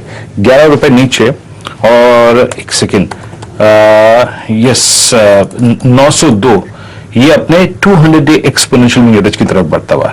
सडनली अगर आप देखें मेरे स्क्रीन पे रियल स्टेट स्टॉक्स की जो बहुतायत सी हो गई है, आपकी स्क्रीन पे 398 डीएलएफ एट डे लो, सारे के सारे स्टॉक्स जो है वो दिन के लो पे ट्रेड कर रहे हैं। अच्छा, आज सुबह सुबह जिन स्टॉक्स पे मैं एक बार ध्यान दे रहा था बट स्किप कर गया था मैंने किसी बातचीत के दौरान, उसमें एक एचएल भी शामिल था। डिफेंस के अगर आप देखें खेमे में, एचएल ने आज अपना 20 day exponential moving average bullet करा, और इस वक्त का जिक्र मैं इसलिए कर रहा हूं क्योंकि जो मैंने फिल्टर लगाए हुए हैं उसके मुताबिक एचएल हमेशा, आप याद रखिएगा, मार्च नहीं, इनफैक्ट अप्रैल, 1 अप्रैल से जब इसका ड्रीम रन शुरू हुआ था, 1 अप्रैल से लेकर अब तक कभी भी एचएल डिसाइसिवली 50 डे मार्क के नीचे क्लोज नहीं हुआ। इस पूरे दौर में, मतलब अप्रैल, मई, जून, जुलाई, अगस्त, सितंबर, अक्टूबर, नवंबर, दिसंबर, 9 महीने के अंतराल में लगभग 1, 2, 3, 4, 5, 6 या 7 बार ये 100 डे मार्क पे आया, 50 डे मार्क पे आया, और फिर पुल बैक दे दिया। इसकी बहुत अच्छी रीडिंग की हुई है आशीष चतुर्मुता जी ने। आशीष जी, आपका व्यू क्या है इस वक्त 2618 पर एचएल पर? जी, तो देखिए बिल्कुल यहाँ पर भी हम देख रहे हैं कि थोड़ा डिफेंस स्पेस में एक रैली कहीं ना कहीं काफी दिनों से स्टैग्नेंट हो गई थी हायर लेवल पे, और एचएल जो एक बहुत बड़ा आउट परफॉर्मर रहा, वो पिछले कई दिनों से एक रेंज में ट्रेड कर रहा था 2800 से लेकर 2700 की। आज वो रेंज ब्रेकडाउन होते हुए नजर आई है, तो एटलीस्ट इमीडिएट शॉर्ट टर्म में मेरा मानना है कि ये डिप एक्सटेंड होकर 2540 तक आएगी। हालांकि लॉन्ग टर्म ट्रेंड में कोई बदलाव नहीं है, बट मुझे लगता है जिस तरह का एक शॉर्ट टर्म करेक्शन और शॉर्ट टर्म ब्रेकडाउन हुआ है 2700 के नीचे, इसके प्रोजेक्शन के हिसाब से 2540, 2530 तक की जगह एचएल के स्टॉक में देखने को नजर आ सकती है। चलिए, वो जरा 18450 के पुट वापस लेकर आते हैं। 6 रुपए पर हमने वो पुट आपको एक इंडिकेट किया था कि मार्केट में जिस तरीके का ब्रेकडाउन है, और उस पुट पे ध्यान रखिए। 6 रुपए से वो 15 रुपए हमने रिविजिट की। अब इस समय उस पुट का भाव है करीब 34 रुपए, तो ऑलमोस्ट 5 बैगर आपके लिए वो पुट ऑप्शन क्लियरली साबित होता हुआ। और ये देखिए, ये आपको मार्केट में निम्बल होना बहुत जरूरी है। जरूरी नहीं है कि आपने सुबह एक व्यू बनाया तो आपको उस व्यू पर ही अडिग रहना है। सुबह एक व्यू था कि मार्केट में एक लॉन्ग ट्रेड बनेगी, वो बनी, प्ले आउट हुई पहले घंटे में, लेकिन उसके बाद मार्केट ने एक ब्रेकडाउन दिया, तो बहुत क्लियर था कि मार्केट में अब ब्रेकडाउन होना जरूरी है। अच्छा, आज मुझे YouTube लाइव पर वीडियो 2-3 लोगों ने पूछा था कि जो मैं 3 बजे वाली ट्रेड की बात करता हूं, मैं उसमें किस डेटा को देखकर मैं बात कर रहा हूं, मैंने सुबह ही क्यों नहीं दी वो? सुबह इसलिए नहीं दी क्योंकि सुबह कोई लॉजिक नहीं था इस ट्रेड को देने का, कि मतलब कहीं किसी डेटा में फिट ही नहीं बैठती है वाली ट्रेड। अब ये ट्रेड क्लियरली फिट बैठी यहाँ पर, तो इसके लिए मैंने इसको एक सजेस्ट किया, और एक मतलब अगर आपने एक्ट किया होगा उसके ऊपर तो जबरदस्त आपका पैसा बना होगा। एक बार जरा बैंक निफ्टी लेकर आइए। देखिए, 43,650 से 43,550 आया है ये 2 मिनट के अंदर।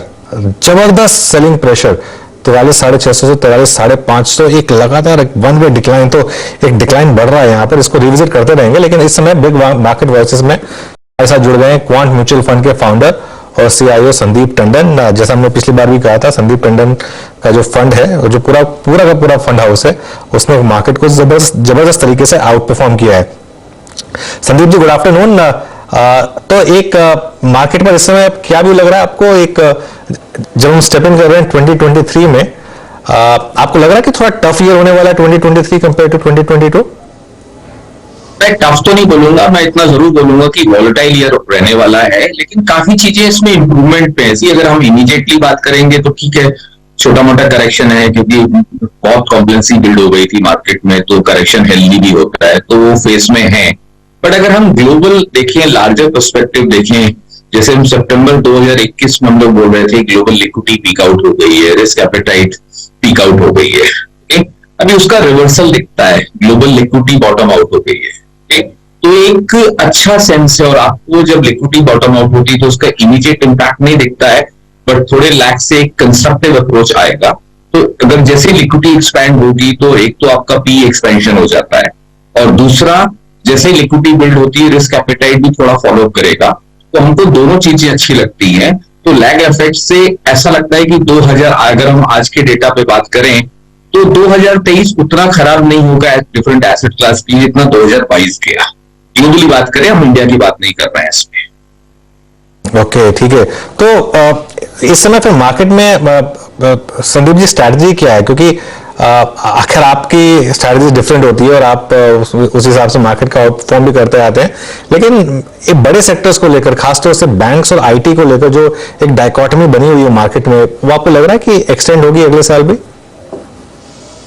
देखिए, बैंकिंग सेक्टर में भी अगर हम बहुत एकदम नियर टर्म के एंगल से बात करें, जैसे हमारे पास भी काफी पीएसयू बैंक्स हैं, तो थोड़ा यूफोरिया हमको देखने को मिला है। बहुत ही छोटे छोटे बैंक्स में उतना बड़ा वॉल्यूम स्पाइक हो गया था लास्ट 3-4 दिन में, तो कहीं ना कहीं करेक्शन थोड़ा हेल्दी भी होता है। तो अगर हम इमीडिएट करेक्शन को अगर इग्नोर करते हैं तो लार्जर पर्सपेक्टिव बैंकिंग सेक्टर अभी भी अच्छा लगता है, बट कोई चीज इतना चली है तो करेक्ट होना चाहिए जो हो रहा है।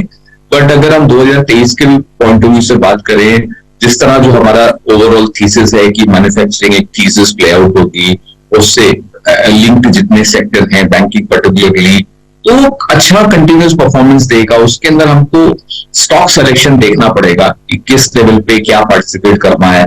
जैसे पीएसयू बैंक की हमको 3 प्राइवेट सेक्टर बैंक से ज्यादा अच्छी भी लगती है, लेकिन ऐसा नहीं कि हम लोग प्राइवेट सेक्टर में नेगेटिव है। तो उसके अंदर भी अगर हमें कुछ ओवरऑल स्टॉक को छोड़ दें तो काफी अपॉर्चुनिटी दिखती है। तो हम लोग तो काफी कंस्ट्रक्टिव हैं, तो बाय ऑन डिप का स्ट्रेटजी बैंकिंग सेक्टर के लिए कंटिन्यू रहेगा। ओके, और आईटी सेक्टर के लिए? देखिए, आईटी सेक्टर का 2 चैलेंज है। ओके, जैसे हमने सितंबर 2021 में इसको बोला था कि एक डेकेड टॉप बना है वैल्यूएशन मल्टीपल। ओके, अर्निंग्स पे नहीं बोलूंगा, प्राइस पे नहीं बोलूंगा, तो वो उस तरह का बैकग्राउंड में अच्छा खासा 30 to 40% में करेक्शन देखा है। अगर हम बहुत नियर टर्म और मीडियम टर्म के एंगल से बात करें तो उसमें एक लगता है कि आईटी सेक्टर है, कहीं कंसोलिडेशन हो रहा है, एक अपमूव आपको मिलेगा, बट बहुत बड़ा ओवरवेट हमारे पोर्टफोलियो में अभी भी नहीं है। हम लोग अभी भी लगता है कि एक मार्केट परफॉर्मर टाइप कैटेगरी है। अगर अंडर परफॉर्मर नहीं है तो करंट लेवल से भी बहुत बड़ी आउट परफॉर्म की कैटेगरी में अभी भी नहीं आएगा। तो एक छोटा एक्सपोजर हमने रखा है इस सेक्टर पे अपना, जो पहले हम लोग बिल्कुल ही नेगेटिव पे 0 कर दिया था, तो वहां से एक पुल बैक रैली टाइप दिखता है। तो छोटा मोटा एक्सपोजर लेना चाहिए। जैसे बैंक में एक ओवर बुलिश स्टैंड है, उस तरह का स्टैंड आईटी सेक्टर में अभी भी नहीं है। ओके, अच्छा, एक संदीप जी, बहुत लोग ये पूछते हैं कि क्या 2023 में लार्ज कैप्स आउट परफॉर्म करेंगे या मिड कैप्स या स्मॉल कैप्स? स्मॉल कैप तो खैर एक कैटेगरी में उसको कैटेगराइज शायद ना किया जाए, लेकिन एक अगर किसी को इस तरीके की स्ट्रैटेजी बनानी हो तो इस समय किस किस्म के मार्केट कैप्स में ज्यादा वैल्यू लग रही है आपको? देखिए, अगर हम लोग बात कर रहे हैं कि ग्लोबली की अगर लिक्विडिटी का एक बॉटम आउट हुआ, लिक्विडिटी भी अपट्रेंड दिखता है और इसका एपेटाइट भी एक्सपैंड हो रहा है, तो वो बैकग्राउंड में हमेशा आपको स्मॉल कैप्स आउट परफॉर्म करेंगे लार्ज कैप में। ये बैकग्राउंड मई जून 2020 में भी था, सिमिलर बैकग्राउंड वापस बिल्ड हो रहा है। तो वो बैकग्राउंड में रिलेटिव बेसिस पे अगर हम एब्सोल्यूट की बात नहीं करें, सिर्फ रिलेटिव की बात करें, तो स्मॉल कैप और mid cap index, particularly small caps, मेरे को लगता है कि यहां से प्योरली ऑन डेटा एनालिटिक्स एक लार्ज कैप को आउट परफॉर्म करेगा, लेकिन उसमें भी आप सेक्टर और स्टॉक्स अपने को देखने पड़ेंगे। ओके, तो संदीप जी, इस समय आप सबसे ज्यादा कंस्ट्रक्टिव कहां पर हैं? किन स्पेसेस पर इस समय आप सबसे ज्यादा दाम लगाएंगे? देखिए, हम जैसे इंडिया स्पेसिफिक बात करते हैं तो मेरे को मैन्युफैक्चरिंग थीम अच्छी लगती है, तो उसमें इंडस्ट्रियल गुड्स हो सकते हैं, कैपिटल गुड्स है, इंफ्रा स्पेस भी अच्छा है, बैंकिंग अच्छा है, और या ऑटो एंसिलरी है। तो ये पूरी स्पेस जो समवेयर इंटरलिंक्ड है, उस स्पेस को हम पार्टिसिपेट करना चाहेंगे। बजाय इन जनरल। अच्छा, एक पिछले 3 महीने पहले एक बात हो रही थी कि शायद 2023 में हाइब्रिड फंड्स भी आउट परफॉर्म कर रहे हैं। आप मानते हैं उस बात को? आपके पास है कुछ hybrid funds date plus equity के कॉम्बिनेशन में? है, हमारे पास भी हाइब्रिड फंड, हमारा एब्सोल्यूट फंड है, उस कैटेगरी का लीडर है, और मल्टी एसेट फंड है, वो उस कैटेगरी का लीडरशिप रोल में है।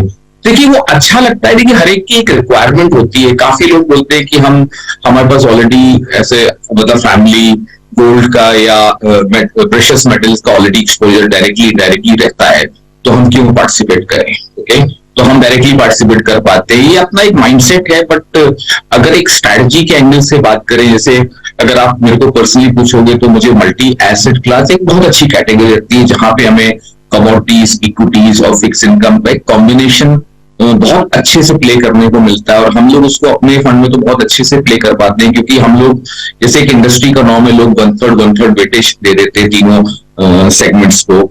हम लोग उसको अपने एनालिटिक फ्रेमवर्क से डिफाइन करते हैं कि तो हम 0 to 80% तक गोल्ड ले सकते हैं, 0 to 80% हम इक्विटी जाते हैं, उसी तरह 0 to इक्विटी हम कैश भी रेज कर पाते हैं।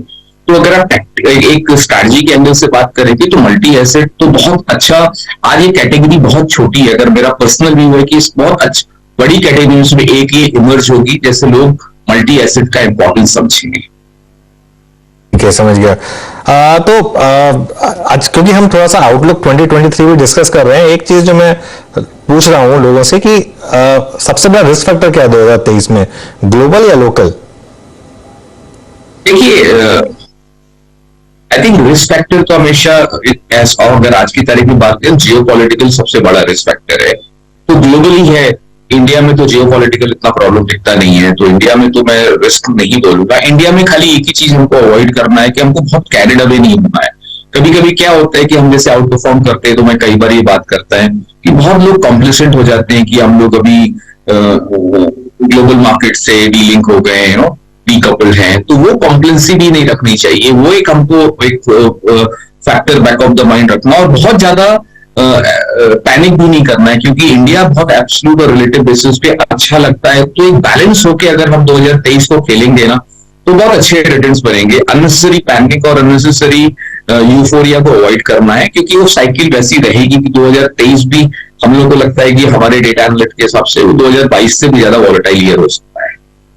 ऐसे में आपकी एडवाइस क्या होगी जो नए इन्वेस्टर्स हैं, खासतौर से जिन्होंने इतना अच्छा 2022 देखा है और शायद कैरिड अवे हो रहे होंगे, उनके लिए क्या एडवाइस होगी आपकी, टंडन जी?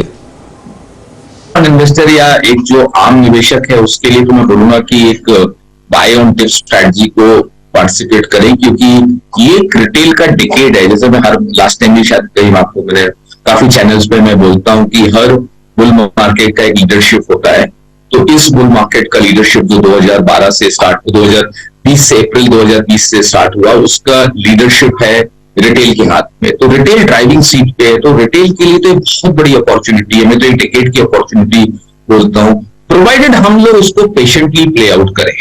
तो हम लोग एक पेशेंट सॉर्ट ऑफ अप्रोच रखनी पड़ेगी, रादर देन सेइंग दैट कि हम बहुत ज्यादा एक्साइटमेंट नहीं करना है, और बाय ऑन डिप स्ट्रैटेजी में अच्छा पैसा, अच्छा रिटर्न 2023 में भी मिलेगा। लास्ट टाइम जब आपसे बात हुई थी तो आपने कहा था कि पीएसयू बैंकों में अभी भी थोड़ा रूम बाकी है, उसके बाद हमने और तेजी देखी है। अब यहां से भी रूम है यहाँ पर, क्योंकि मैं देख रहा था कि वैल्यूएशन वाइज तो ऑलमोस्ट पीक पर आ गए हैं सारे के सारे। अगेन जैसे मैं आप लोग बात करें कि हाँ अपनी बात हुई थी, आपने अच्छा मूव्स भी देखा, तो हमको भी लगता है कि कहीं ना कहीं एक नियर टर्म एंगल से अगर हम बात करें, नियर टर्म पर्सपेक्टिव से थोड़ा बहुत जरूर यूफोरिया हुआ है। और खास तौर पे वो छोटे छोटे स्टॉक्स में जो कहीं भी वैल्यूएशन में इतना अट्रैक्टिव अभी भी नहीं है, ओके, तो उधर यूफोरिया, जब भी कभी यूफोरिया होता है तो फिर एक लार्जेस्ट सेक्टर पे करेक्शन हो जाता है, जो हम अभी आज और कल में वो फेस कर रहे हैं। बट मुझे अभी भी लगता है कि ये बुल मार्केट में जो पीएसयू बैंक का एक बड़ा रोल रहने वाला है। अभी हम लोग बात करते हैं, काफी स्ट्रैटेजिस्ट लोगों ने एक लेफ्ट आउट फीलिंग है, तो सब लोगों ने इसको एक टैक्टिकल बाय किया है, क्योंकि कोई भी मिस आउट नहीं करना चाहता है। बट मुझे जो लगता है कि ये कोर होल्डिंग होगी, क्योंकि ये पूरा डेकेड वैल्यू स्टॉक्स का है। तो अगर हम एक डेकेड की बात करते हैं तो उसके अंदर तो हमने भी क्या 1 क्वार्टर का मूव देखा है या 2 क्वार्टर का मूव देखा है, तो बहुत बड़ी पिक्चर बाकी है। तो मैं तो उसको बहुत अलग ढंग से हम लोग अपने पोर्टफोलियो में देख रहा है कि ये एक लॉन्ग टर्म अपॉर्चुनिटी है और मैं काफी स्टॉक्स को एक कोर पोर्टफोलियो की तरह हमने बिल्ड किया है। इसलिए हमारे म्यूचुअल फंड के अगर हमारे पोर्टफोलियो में देखेंगे तो पब्लिक सेक्टर का वेटेज प्राइवेट सेक्टर से बहुत ज्यादा है, तो वो कोर पोर्टफोलियो है, वो ट्रेडिंग या टैक्टिकल पोर्टफोलियो नहीं है। फिर सवाल, आपने मैन्युफैक्चरिंग का जिक्र किया। मैन्युफैक्चरिंग में इशू ये है कि मैन्युफैक्चरिंग इन इटसेल्फ एक सेक्टर नहीं है, वो कई सब सेक्टर्स का एक जोड़ है। तो उसमें विद इन मैन्युफैक्चरिंग क्या आपको सबसे ज्यादा पसंद है? देखिए, अगर हम इमीडिएट जैसे कैपिटल गुड्स का सेक्टर बहुत अच्छे से प्ले आउट हुआ है। लास्ट अगर हम 1 महीने की बात करें तो करीब करीब इंफ्रास्ट्रक्चर स्पेस में भी अपॉर्चुनिटी अच्छी बिल्ड हो रही है। तो एक अगर हम इसको आइसोलेशन में नहीं देख पाएंगे कि कहीं ना कहीं अगर ये पूरी थीसिस को देखें कि ये स्पेस अच्छी लगती है, तो जैसे ऑटो का ही एक जिस तरह से ऑटोमोबाइल्स में जिस तरह प्ले आउट हुआ है, मुझे ऐसा लगता है कि ऑटो एंसिलरी में भी प्ले आउट होना बाकी है, तो अभी भी अर्ली स्टेजेस पे है। एक बास्केट अप्रोच ज्यादा अच्छा रहेगा अनुज, रादर देन सेइंग दैट कि हमको एक सेक्टर या एक चीज बहुत पसंद है। तो मैं ये पूरी मैन्युफैक्चरिंग और अलाइड इंडस्ट्रीज को एक बास्केट अप्रोच से क्लियर आउट करूंगा, उसमें बेटर रिस्क एडजस्टेड रिटर्न मिलेगा बजाय हम कोई स्क्यूनेस दिखाएं अपने पोर्टफोलियो में।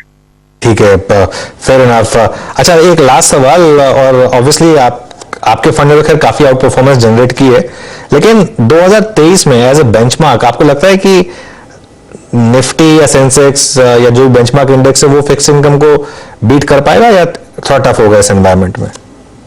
देखिए, अगर हम नियर टर्म या लगातार मीडियम टर्म के हिसाब से बात करते हैं, पहले अगर यूएस मार्केट तो मुझे लगता है कि वहां पे भी एक इंटरेस्ट, अगर 10 ईयर यील्ड्स की बात करें तो वो एक साइकिल पीक आउट हो गई है फ्रॉम मीडियम टर्म पर्सपेक्टिव। अगर लॉन्ग टर्म बात करें, जैसे 8-10 साल की बात करें, तो वो एक यूएस मार्केट का 10 ईयर यील्ड अभी भी बुल मार्केट में है, स्ट्रक्चर बुल मार्केट में। पर अगर US market medium term peak out हुआ, इन्फ्लेशन कंसर्न पीक आउट हुए, तो हमको यहाँ भी लगता है कि इंडिया भी 10 ईयर यील्ड भी पीक आउट हुआ है। तो वो पॉइंट ऑफ व्यू से कहीं ना कहीं एक अपॉर्चुनिटी है जहां आप गिल्ड फंड टाइप में, हम लोग भी अपने गिल्ड फंड लॉन्च कर रहे हैं या कोई ड्यूरेशन फंड में है, तो आप लॉक करना चाहें तो लॉक कर सकते हैं करंट लेवल से, क्योंकि यहाँ से इंटरेस्ट रेट ग्रेजुअली कम हो जाएंगे। Okay, but equity and asset class में अभी भी हमको लगता है कि जिस तरह का इन्फ्लेशनरी एनवायरनमेंट ग्लोबली है और जिस तरह से वेल्थ का डिस्ट्रक्शन हुआ, अर्निंग्स का जो डिटोरेशन हुआ लास्ट 1 साल में, और जो फेस था, जैसे मैंने आपको बोला सितंबर 2021 में हमने ग्लोबली यूफोरिया देखा, लिक्विडिटी श्रिंक हुई, ओके, रिस्क एपेटाइट करेक्ट, मतलब उसका रिवर्सल दिखता है। ओके, लिक्विडिटी एक्सपैंड हो रही है, रिस्क एपेटाइट एक्सपैंड हो रही है, तो पी मल्टीपल भी एक्सपैंड होगा। तो वो बैकग्राउंड में इक्विटी एंड एसेट क्लास तो हमको बिल्कुल छोड़ना नहीं चाहिए, और मैं अभी भी यकीन करता हूं कि अगर आप इसको अच्छे से प्ले करें तो equity as an asset class आपको 2023 में डेट की कंपैरेटिव बहुत अच्छा रिटर्न देगा। भी शुक्रिया आपका जुड़ने के लिए और ये सारी बातें रखने के लिए, बहुत अच्छा लगा आपसे बात करके, और उम्मीद करते हैं कि जो आपकी आउट परफॉर्मेंस है वो आगे भी कंटिन्यू रहेगी। 2023 के लिए आपको ऑल द बेस्ट। थैंक्स अनुज। चलिए, तो ये एक बात हुई क्वांट म्यूचुअल फंड से। मार्केट थोड़ा स्टेबल होता हुआ, 3 बजे से पहले वो पूरा मूव प्ले आउट होता हुआ, और अब 18,435 पर निफ्टी और 43,586 पर बैंक निफ्टी। अब वक्त है हमारी खास सेगमेंट डीलिंग रूम चेक का। एक आप चलते हैं यतिन के पास। यतिन, गुड आफ्टरनून, बताइए क्या बता रहे हैं डीलर्स आपको?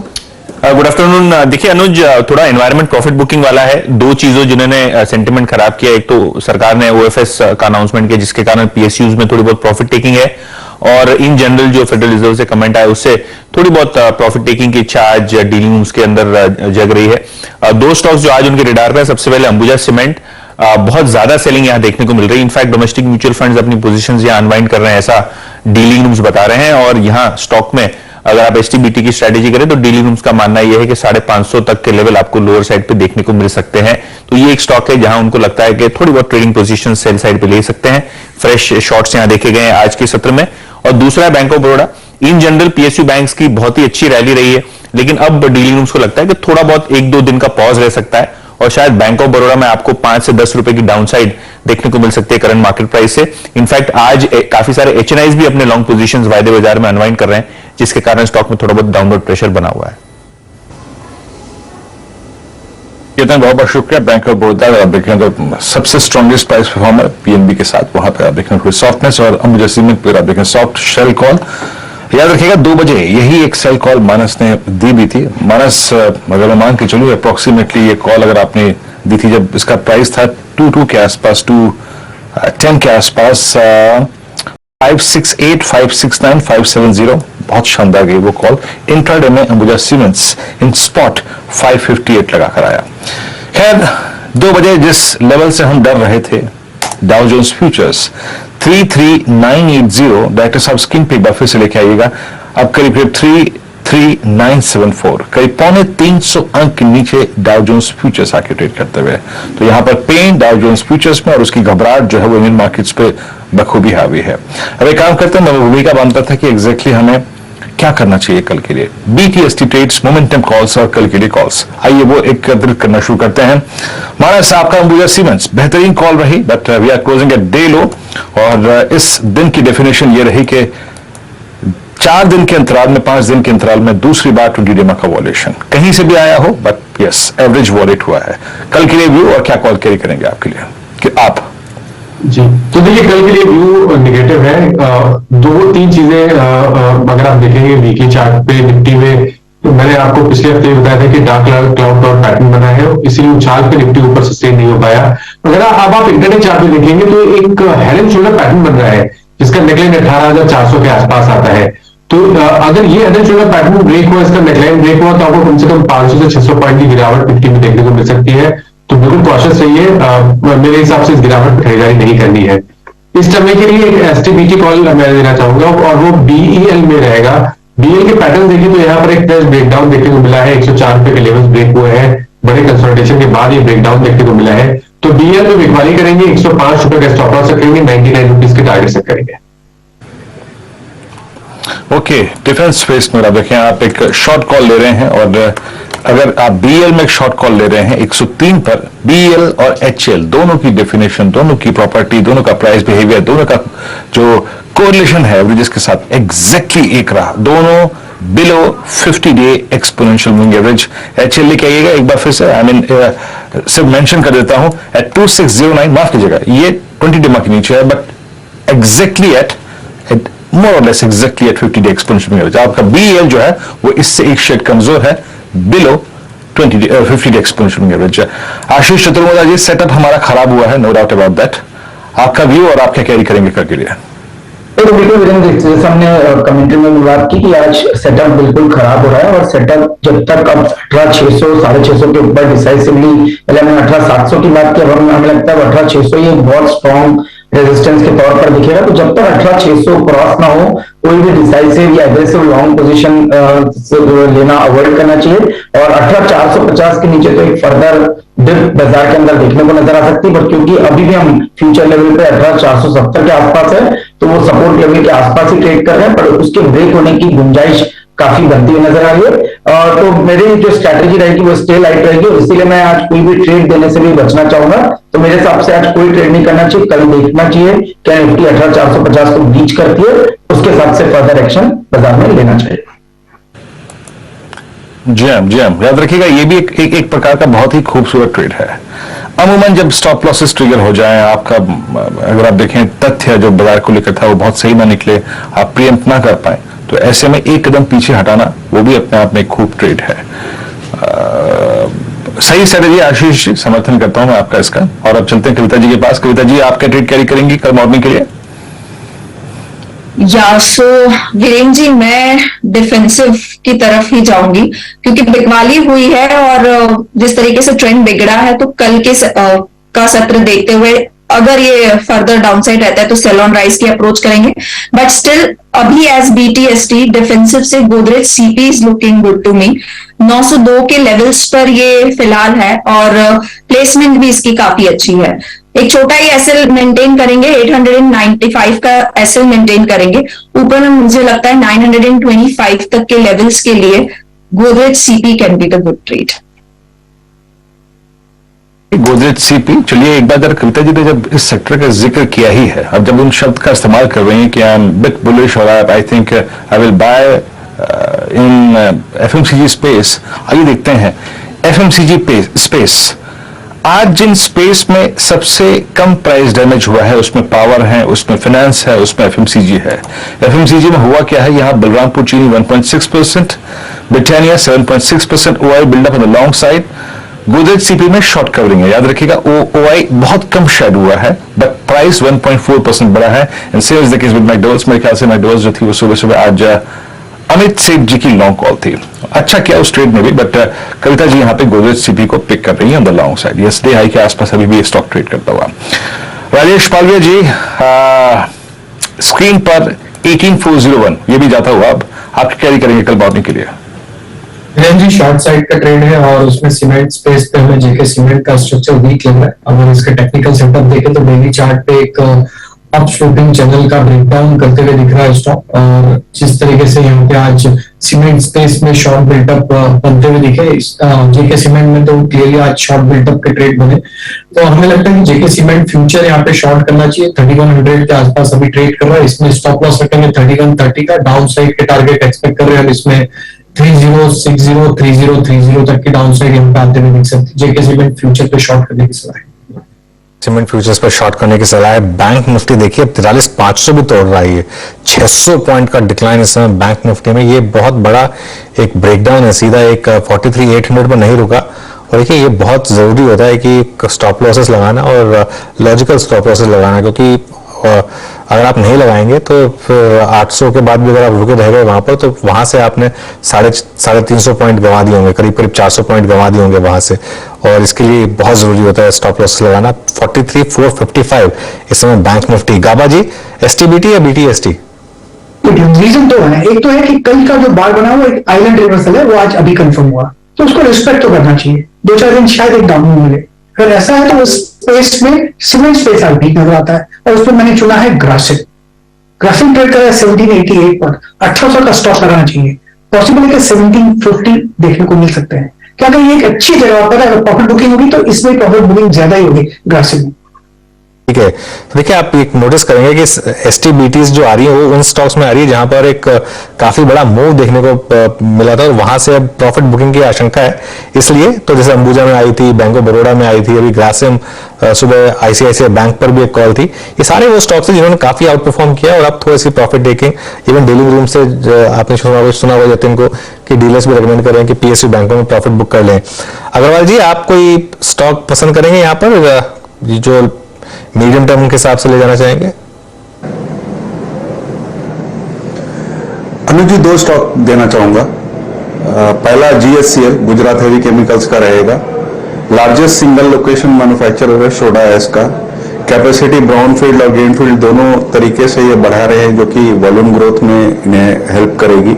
डिमांड सप्लाई का इम्बैलेंस है, और इनका 400 करोड़ का डेट था सितंबर 22 तक, जो कि आगे आने वाले दिनों में मैनेजमेंट ने ऐसे क्लियरली कहा है कि वो डेट फ्री हो जाएगी। और नतीजे भी देखेंगे तो दूसरी तिमाही में बहुत शानदार नतीजे आए थे। बॉटम लाइन 166% के आसपास का जंप दिखाया था। तो GSCL में हमारी खरीदारी की सलाह है मध्यम अवधि में 600 के टारगेट के साथ। और दूसरा स्टॉक फिनोलेक्स केबल का रहेगा। यहां भी अगर आप देखें तो इलेक्ट्रिकल और कम्युनिकेशन केबल में एक दिग्गज कंपनी है। इन दिनों FMEG जो फास्ट मूविंग इलेक्ट्रॉनिक गुड है उसमें इन्होंने डाइवर्सिफाई किया, रूम हीटर्स वगैरह लॉन्च किए हैं। डिमांड बढ़ती जा रही है, वॉल्यूम ग्रोथ बढ़ने की पूरी संभावना है, क्योंकि जो कंस्ट्रक्शन वगैरह की डिमांड बढ़ी है उससे इनको सीधा फायदा होगा।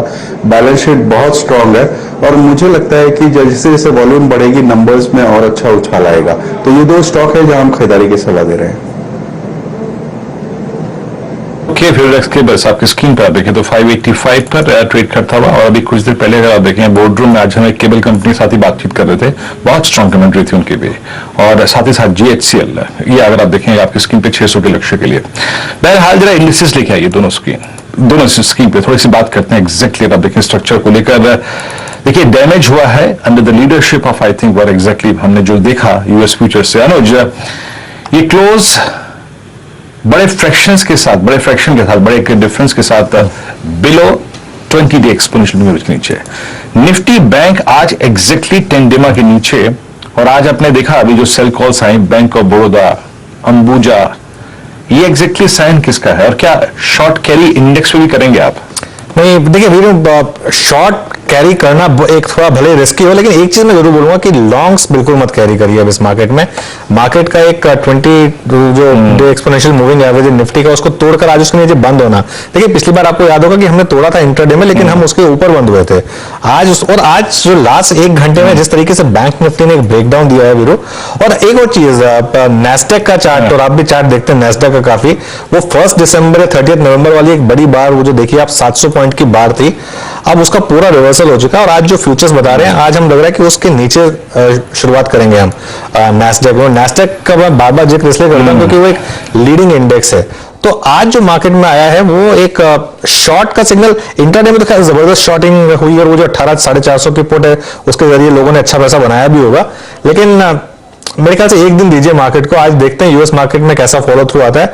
लेकिन इसमें ना हीरो बनने की जरूरत नहीं है कि इतनी बड़ी मार्केट में डिक्लाइन आ गई अब मैं खरीद के ले जाता हूं।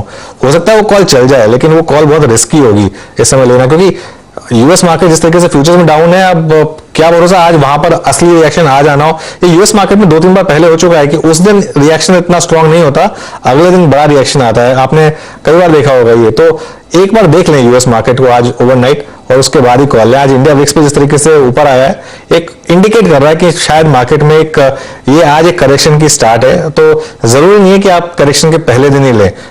बाय ऑन डिप्स है, बिल्कुल है, मार्केट बुल मार्केट में बिल्कुल है, लेकिन हो सकता है कि ये एक 100 पॉइंट वाली करेक्शन ना हो सकता है 500-600 पॉइंट वाली करेक्शन हो सकता है एक बार निफ्टी को 18,180 वाला वो जो 50 डे एक्सपोनेंशियल मूविंग एवरेज है वहां तक ले जाए, वहां बाय मिले। तो प्रीएम मत करिए इस मार्केट को, एक बार देख लीजिए कि कहां पर ये सेटल हो रही है, उसके बाद ही कॉल लीजिए। जी हाँ, बिल्कुल बिल्कुल। देखिए अब तक बाय एंड डिप्स की रणनीति बहुत कारगर रही, बहुत अच्छा पैसा बना के दिया। आज मार्केट आपकी खुद की अप्रोच, मेरी अप्रोच, अनुज की अप्रोच का टेस्ट ले रहा है। आई मीन थोड़ा पेशेंस रखिए, और अमूमन एक बार जब हल्का सा अगर आप देखें जैसे बेस 1 टूट गया नहीं, अगर आप देखें बाजार ने वहां पे सपोर्ट लिया, थोड़ा जैसे आशीष ने कहा ना, थोड़ा सुस्त आई है, थोड़ा सा अगर आप देखें, आई थिंक पेशेंस रखिए। बिल्कुल सही कहा अनुज ने। आज याद रखिएगा जो कल सुबह सुबह जब हम आएंगे जुड़ेंगे कार्यक्रम में, तो आपको नेस्डेक और डाउ जोन्स की जो क्लोजिंग होगी और जो चार्ट्स होंगे वो एग्जैक्टली कल जरूर दिखाएंगे। But yes, it's a price damage. दोनों एवरेजेस अगर आप देखें 20 डे में वॉलेट हुआ, और निफ्टी बैंक आज 10 डे में ब्रीच करके ले जा रहा है। 2 दिन पहले के प्राइस डैमेज में या फिर रिट्रेसमेंट में और आज के रिट्रेसमेंट में अंतर यह है कि आज बैंकों की लीडरशिप में ये पेन आया है। खैर चलिए थोड़ा सा मूड लाइट करते हैं। जरा प्रकाश सर को फुल फ्रेम में दिखाइए एक बार। प्रकाश सर ये सिस्टम नया लिया है क्या? पिछली बार जब आप बोलते थे ना हमेशा बार जब प्रकाश सर बोलते ना बार, ऐसा सिग्नेचर होता है उनका हाथ का हमेशा हमेशा। प्रकाश सर क्या हुआ, वो नहीं दिखाई आज आपने बार, और ये सिस्टम नया लिया आपने, बहुत वाइल्ड है सर, आपका व्यू पूरा दिखाई देता है। नहीं, सिस्टम तो वही है, शायद सब कुछ वही है। इनफैक्ट इतना है कि लाइट्स अच्छी है, फोकस की हुआ है अच्छी, और कुछ नहीं।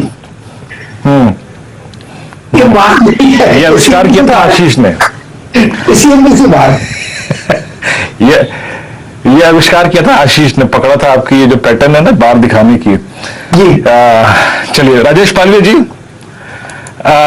इस क्लोजिंग पर आपकी टिप्पणी। I mean we are heading towards something close below 18,400, आपका व्यू, और ऐसे में जो ट्रेड पोजीशंस है उन पर आपका व्यू क्या होगा? आई मीन जैसे कि अभी एग्रेसिव स्टॉक फ्यूचर्स में लाइक अंबुजा की बात हुई, बैंक ऑफ बड़ौदा की बात हुई, इस बार कौन कौन से स्टॉक फ्यूचर्स चले? आप एचडीएफसी बैंक अभी भी इस दौर की हाईएस्ट ट्रैजेक्टरी में है, आपका एसबीआई, आपका एक्सिस बैंक पे हालांकि आउटलुक शेयर नहीं करेंगे आप क्या व्यू शेयर करते हैं इस क्लोजिंग के साथ?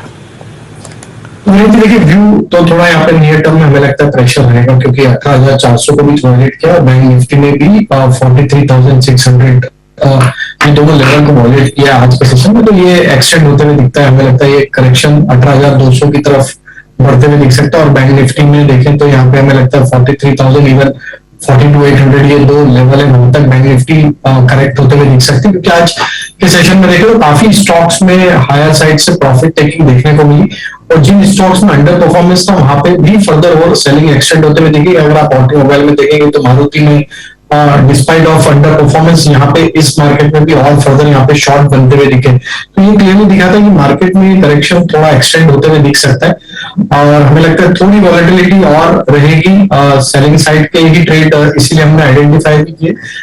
मेरे लगता है सीमेंट स्पेस में थोड़ा यहाँ पे प्रेशर कल के सेशन में और एक्सटेंड होगा। बैंकिंग में प्रॉफिट टेकिंग होगा, हालांकि स्ट्रक्चर अभी भी पॉजिटिव है स्टॉक्स के, लेकिन प्रॉफिट टेकिंग हमें लग रहा है कि एक्सटेंड होते हुए दिख सकती है कल के सेशन में। तो कुछ प्राइवेट बैंक्स में हमें लगता है कि और भी प्रेशर बनते हुए दिख सकता है। आईसीआईसीआई हमें लगता है कि थोड़ा और वीकनेस कंटिन्यू करेगा। एचडीएफसी बैंक में भी यहाँ पे हमें लगता है सप्लाई बनते हुए दिखेगा। तो थोड़ा सा सेल साइड का ये व्यू है अभी हमारा। जब तक 18,450 18,500 को रिगेन नहीं करेंगे तब तक हम शॉर्ट साइड पे ट्रेड आइडेंटिफाई करेंगे। आज देखिए मार्केट में धज्जियां उड़ाई हैं पुट राइटर्स की।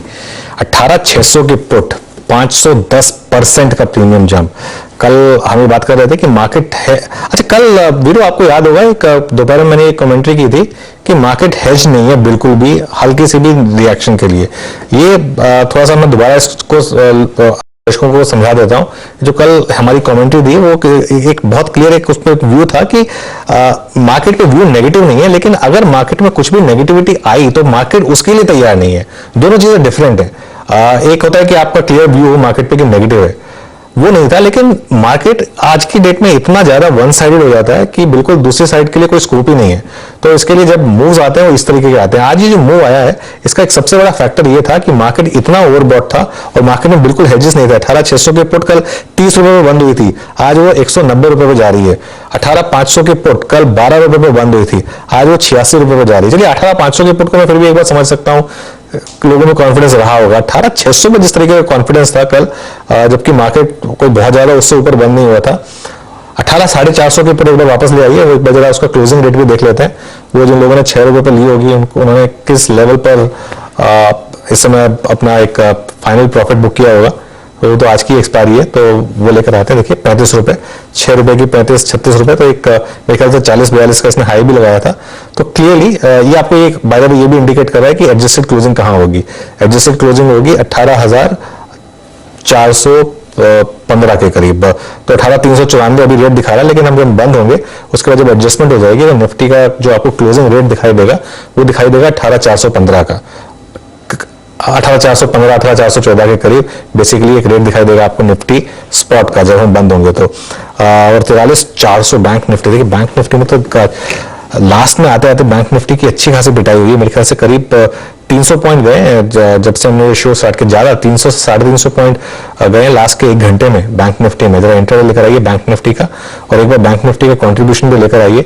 यहाँ पर एक बार जरा देख लेते हैं कॉन्ट्रीब्यूशन क्या आ रहा है। एचडीएफसी बैंक, देखिए सुबह से आईसीआईसीआई बैंक प्रॉब्लम कर रहा था, लेकिन ये जो लास्ट का डिक्लाइन है ये प्योरली एचडीएफसी बैंक की वजह से आ रहा है। कंट्रीब्यूशन देखिए एचडीएफसी बैंक का, जब यार देखिए सुबह सुबह आईसीआईसीआई बैंक 90 पॉइंट कंट्रीब्यूट कर रहा था डाउन साइड पे, बाकी सब पॉजिटिव थे। अब एचडीएफसी बैंक देखिए 250 पॉइंट, ये 250 में से करीब 200 पॉइंट मैं कहता हूँ लास्ट के 1 घंटे में कंट्रीब्यूट किए हैं एचडीएफसी बैंक ने। आईसीआईसीआई बैंक यहाँ पर भी selling pressure, SBI, Kotak Mahindra bank, इन सभी स्टॉक्स में एक सेलिंग प्रेशर। तो बिग वॉल की तरफ चलते हैं और जरा मार्केट की इस समरी को देख लेते हैं किस तरीके से बंद हो रहा है। निफ्टी 18,394, जैसे मैं बोल रहा हूँ एडजस्टेड रेट आपको 18,415 का मिलेगा, लेकिन अभी के लिए 18,395। बैंक निफ्टी 43,410, इसका एडजस्टेड रेट करीब 43,500 के करीब आएगा, लेकिन लास्ट क्लोजिंग रेट अभी भी करीब 650 पॉइंट नीचे यहाँ पर। मिड कैप इंडेक्स करीब 1.5% नीचे, निफ्टी आईटी 2.25% नीचे।